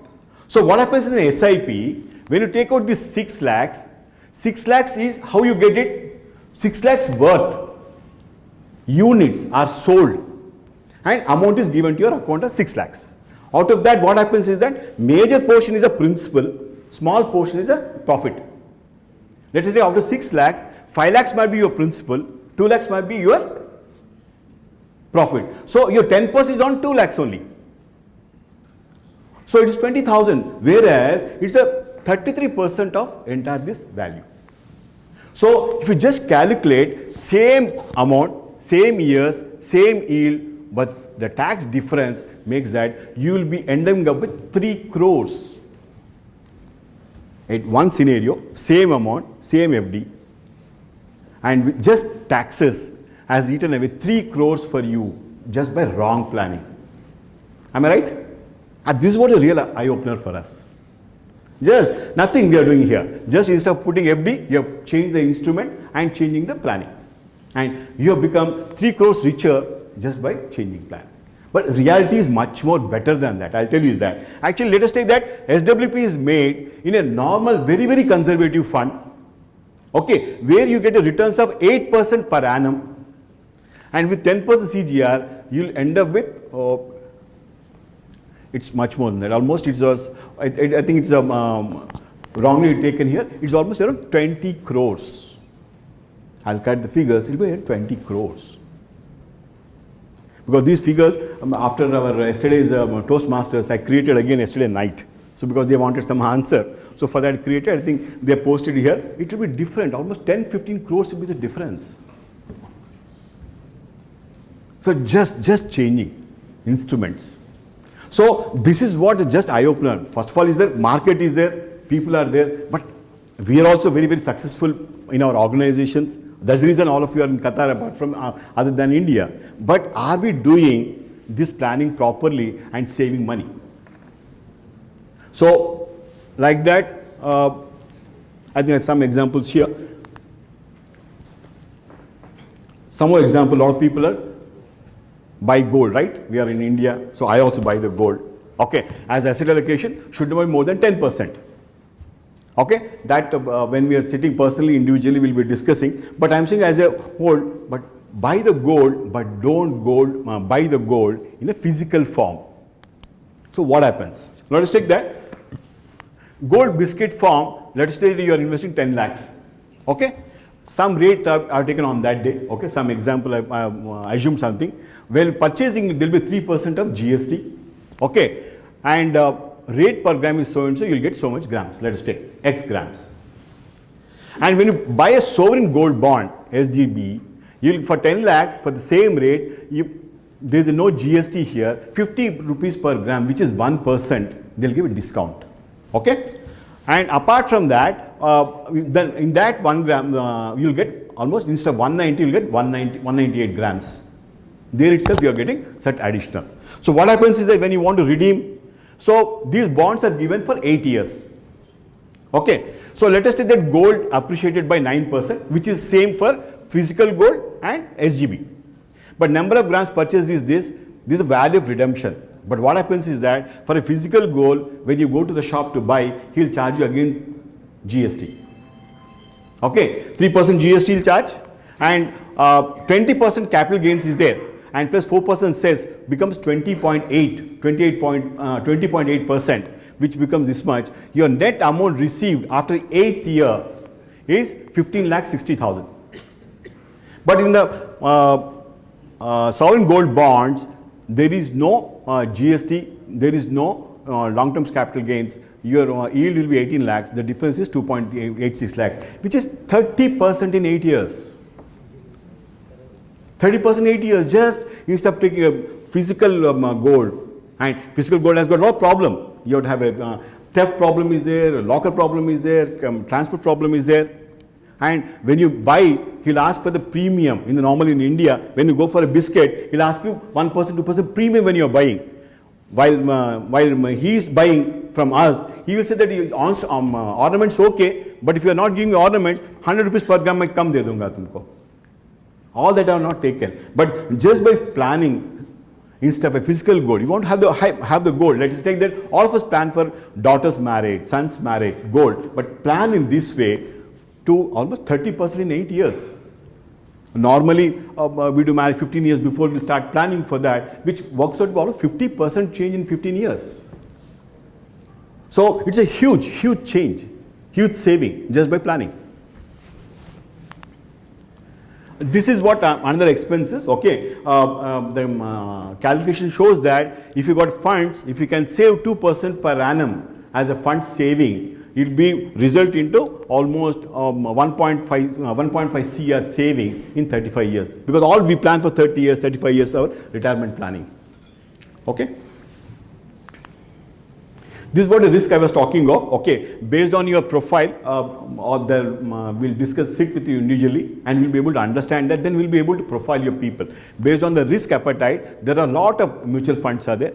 Lower the risk and higher the risk. Based on the risk profile, different mutual funds are there. Okay, debt funds. Okay, blue chip funds. Okay, and diversified funds and PMS, alternative funds, different funds are there to take care of your risk profile. But this side, if you see here, and this was the risk, as Akhil was saying, is that there's a risk in the market and there's a risk in the mind itself. So both the risk is calculated based on the tools which are available for us. This is what the huge number of products are available. I'm not go very detailed into that. So if you see that real estate is there, commodity is there, debt funds are there, equity funds are there, and it will be a bouquet of funds we'll be designing with all of you based on the individual personal choices and risk profiling. This is what based on lifestyle risk profiling they do. Based on that, a lot of inputs are taken based on your lifestyle, based on your current assets, based on your current salary, based on the dependents, based on the age. Based on that, different asset allocation models are there. We'll take that. These are two different models at 20s, what 30s, 40s, 50s, 60s, what's the assumption. So each profile, that's the reason I'm not able to give a risk, what you call asset allocation as general. It will be purely individual based on your goal planning, based on the risk, based on the age. And if you see here, entire in the personal planning, there will be personal discussions will happen. Okay, your goal setting will happen. Then based on that, there are a lot of tools. It will generate that how your cash flows will be there for next 40 years. What is the requirement for you at the time of retirement, at the end of retirement, for the each goal and all. And after freezing the goals, current financial situation and assets required, goals required will be calculated for next 30 years and after retirement 40 years. And just to give some idea that how the entire planning will look like, okay. Now if you see the cash flows here, how the monthly living expenses are taken care of for your retirement. And here if you see net regular cash flows, that means apart from your living expenses, there will be a lot of your goals after the retirement you want to have it. Both put together will give the cash flows, and here your capital outflows on different years. And if you see here, this is what the value of portfolio on different years. It started from 20 to 59 as an example here. So this high drop will show that when the amount has come down. So if you see that, this is what the regular income portfolio, they will be added with your this one growth portfolio. So whenever portfolio comes down here, this amount which is showing the down here, this will be added to here, so that your entire growth for next 40 years, you will not be dealt with the funds. You will not come down with the funds. You will not feel any day that your money is lost, your money is not there, taken care of. That's what we are talking of in the beginning. We said that you want to get a financial nirvana. So if you see next slide, after 40 years also, based on the two-sided portfolios, your portfolio is increasing based on the entire planning.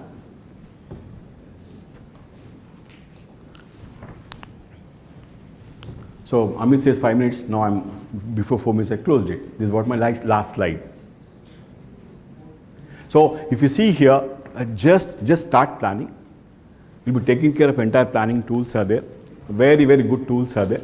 Okay, it will be done by that. So actually I had entire planning working, which we will not be discussing when we are coming individually who are wanted to have more discussions on that. We'll have entire planning model, how that works and how the collection is made. Yeah, I think now we are open for the questions, and Akhil also can join. What are the questions you have?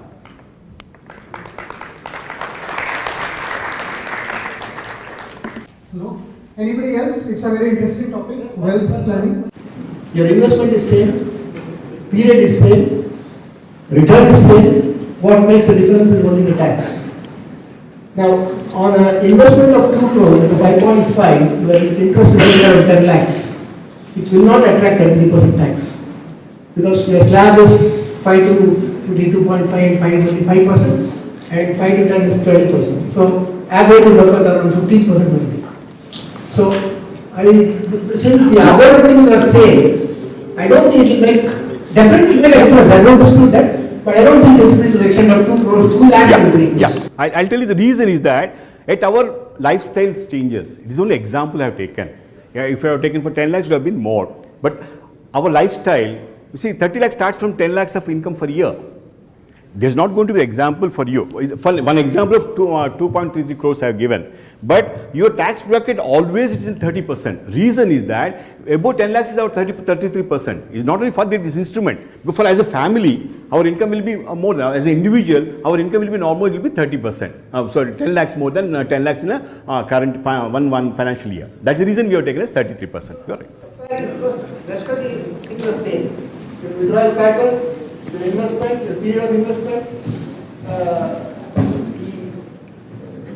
and the other thing remain the same. No, instead of that, I would have taken the example of 5 crores here to get into your bracket of 33%. Because always we'll be in 33% bracket. All of us, for our lifestyle, minimum 10 lakhs is required per annum. 10 to 15 lakhs is required for us. Okay, we will be in 30% brackets, always, most of us. And that's the reason we are taking. Let's say that we take it as 5 crores here example. Okay, let's take our lifestyle. Actually 6 lakhs, is it enough for you? Is it enough for us? It's not enough. Our requirement is 2 lakhs per month at the current style. So I have taken example of here instead of 6 lakhs, I have to start with 25 lakhs as an example per annum withdrawal. Then it will work out. We got my point? Okay, and I believe in 2024, maybe 10 lakhs may become the basic exemption limit also. Any other question? I think all are answered. There. Thank you, sir. It was a really wonderful slide and a wonderful presentation. It was eye-opener for me. I am not from financial background, but if I ask any silly question, please forgive me. As you said, by 2030, our economy will be 6 trillion, right? And India is ranking second, and it will be first in terms of population. With this growing population, where I will consider that this growing population is strength as well as weakness. Why I am saying strength is because the percentage of youth is more who can contribute to the economy of the country. And why I am saying weakness is, as you said, there are a lot of people who are living below poverty line. So this growing population, we have to cater the needs, basic resources. So government has to fund a lot of things in terms of healthcare, education, basic resources like water, and in different states we have issues like water and all. So this growing population plus the percentage of people who are paying tax to the country is very less. So this less percentage of taxpayer people plus the growing population, which will become 151 or 152 crore by 2030. Do you think that these two factors will also create a hurdle speed breaker for the growth of the country? So incrementally the population, the way we were growing, so that started to not go below 2%, right? So as Indians, they will obviously, most of the metros like Tier 1, Tier 2, you will see, generally you will see double income, single kid. So DIS, SK has become more of a norm. So incrementally, I feel the growth rate will be far lower. Yes, certainly if proportionately we cannot create as much jobs or as much employment, then obviously that equilibrium will go for a toss. So that can create issue. But given that the population could be, you're right, that maybe in the 10 years we might be 150 crores. So incrementally the per capita we have pegged at about 5,000 crores. Alternatively it could have been $10,000, right? Because the GDP is growing, but more number of people, therefore the per capita goes down. So if the growth rate can go as low as possible, then the per capita, that means the prosperity divided by number of people could be much higher. So that's something which we have to monitor. But clearly the signals are that it's growing at a slow pace. Second question was on the taxation. I think again, thanks to digitization, we are being tracked everywhere, right? So PAN and Aadhaar is tracking me everywhere, right? And everything is digital. Now you have to file your returns also online, right? So a lot of the moment you cross a certain limit, there are questions, there are scrutinies, all these things are happening. So definitely our tax or direct tax collection has to go up. We need, we have 2.5-3 crore people who are just about paying taxes, right? This has to double, this has to triple, and it will happen over a period of time. It will happen, everything will happen over a period of time as we are getting more formalized, more urbanized, it will happen. I mean, GST and the dependency on indirect tax, I mean, the way the tax structure is formed, deliberately the indirect tax is very, very high. So if you don't pay directly, alternatively, whatever you will buy, consume, you have to pay indirect taxes. So GST is a very big component of the overall tax. So effectively, average Indian is not paying only income taxes, indirectly they are paying additional 15-20% whenever they are consuming, saving, whatever they do, right? Everywhere there is a tax. So there are different ways of doing. But these are some, what do you say, right words. These are small speed breakers. You have to monitor. Again, let me conclude by saying this, that, see, there are macros. At no point of time, any country is in the pink of the health, right? So there are issues everywhere, all across, and issues will be there. As I said, you have to be opportunistic investors. And when you have to be opportunistic investors, you have to look at which company will make money. So I am more interested, honestly, as fund manager into micros than macros. Right? Macros will be good sometimes, bad sometimes, but which company, irrespective of macros, will be steady state compounding machine. Like we give this example that whatever state of the economy is, if you wake up in the morning, you have to brush your teeth, you need a toothpaste, right? You need a Colgate. Buy Colgate. Right? If you are working, you need a bank account, open an HDFC bank account, you do a deposit there, buy one share of HDFC bank.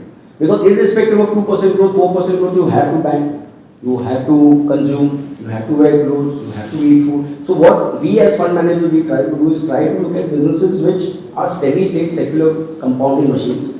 Then companies which are cyclical in nature. So the moment you buy a steel company, it is cyclical. The moment you buy a cement, it is cyclical. Right? So then you have to play the cycles. And then the macros are very, very important. So we are trying to play it slightly different. And micros is more about, there's a saying that, invest where things are knowable, important and knowable. You know what the businesses are doing, you talk to the management and you get some forecasting. Right? Macros is something which is important but unknowable. Which year, last year we could not predict that this year the inflation would be 7%. Right? This year we will be trying to build in 7% inflation for next year, maybe we will come down to 3%. So macros is changing every time, every day. That is not how you are going to base your long-term investment decisions, at least as portfolio managers. Right? So we are trying to navigate through these vulnerabilities in terms of the way we create a portfolio. Right? So let's say last 3 years banks have been hit the most. Right? Banks are doing very well, but their valuations have been subdued. So we have put a higher allocation towards banks. We have got 20% of banks. We have got 6% of insurance. There is where we find value, where we are seeing a turnaround. We are seeing that now as the economy is opening up, consumption is coming back. So we have got more of page industry. We are buying more of a air conditioning company called Voltas, because it's a summer season. AC sales have got developed, so we will increase the allocation over there. So like that we navigate through the uncertainties in a way that we can still continue to provide returns irrespective of what the macros are looking at. So all of these things are important, they are not knowable. Put your mind what you can understand and what is important and what is knowable. All of you are chartered accountants, you know what the audit you do for the companies, you know those companies and you can take a bet on those companies. And the companies who are not auditing, maybe you don't know, and maybe you may not take a bet on those companies. Right? So it's as simple as that. If you have any further questions, you can take it offline. And you have been very patient. I would request you to wait for 5 to 7 minutes more. We'll conclude this program, have a group photograph, and then you can break for dinner. Thank you, Uppscalle Investment Pvt Ltd and Motilal Oswal. Thank you, CA Amit Desai, CHP Kumar, Mr.Akhil Chaturvedi, and the entire team from Uppscalle Investment Pvt Ltd. We now take the pleasure to give out mementos to each of our speakers. Before that, I'd like to invite the ExCom team onto the stage, please. Mr. Akhil Chaturvedi onto the stage to give out, and Ankit to hand over, our chairperson to hand over a memento.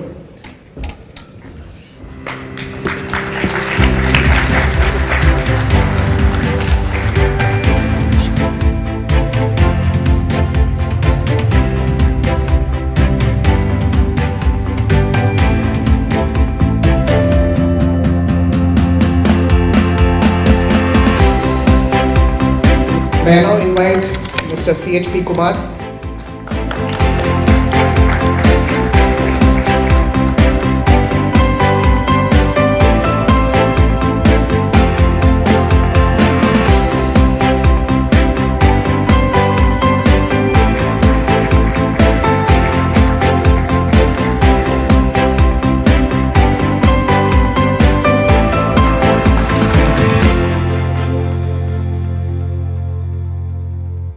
The topic itself attracted a lot of interest, and of course, I'm sure each one of you enjoyed and learned a lot today. Right from the start, where we heard Mr. Amit Desai talk about make your money work harder, saving money will not make you rich. And then we spoke about India, the golden years ahead, and the opportunities that lie for us in India becoming the $5 trillion economy, and how we can maximize the gain from it. CHP Kumar then talked to us about financial planning and its importance, and retirement planning, and the various avenues through which we can plan for effective returns and enhance our returns as such. Thank you to our event sponsors for the day, Uppscalle Investments Pvt Ltd and Motilal Oswal Mutual Funds. We also thank our chief guest for the day, our guest of honor for the day, which was Mrs. Habida ma'am from the MES school, Mr. Jafar Sadiq, President IBPC, Mr. Subramanya, Vice President ICC, and Mr. Nishad Shafi, who's one of the top 100 most influential persons in climate policy worldwide. I'm sure you all enjoyed today's session. I won't take too much time more, but the Uppscalle team is available for you to discuss any queries that you may have offline over dinner. Prior to that, may I just invite all members for a group photograph, please.